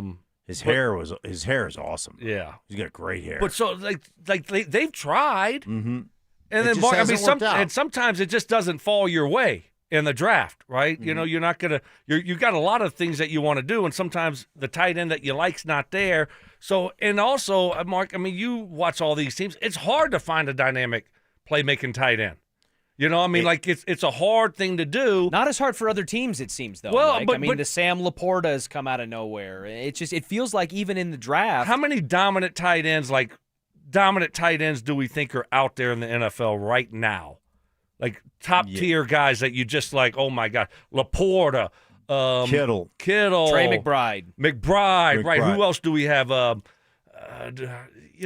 see what I'm saying? You're going to have like a Tyler Warren, Colston Loveland are going to enter that category. Two young guys. Brock Bowers is in there, but it's not. You're talking about 6 or 7 of them maybe right the- now. I think the problem you get into with this position in general is that in the college game, most of these guys are receivers, and they're not asked to be in line. They're not asked to block people. They're not asked to do all that stuff that becomes prominent in the NFL. You got to be able to do both.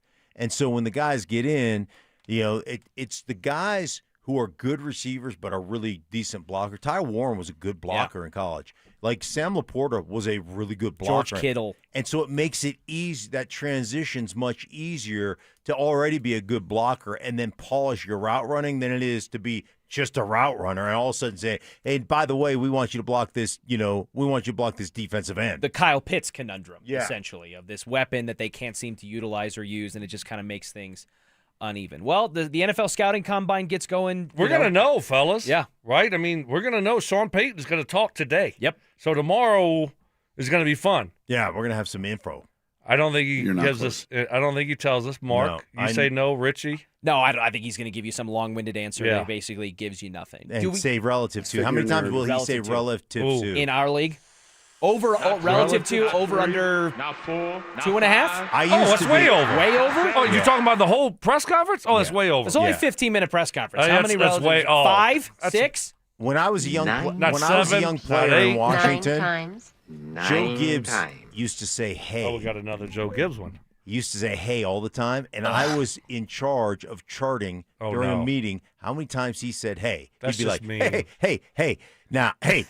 And he would Before he even started, he had about 5. Yeah, Right. and it would be like we'd have over 100, and I'd have a whole chart of just the hey count.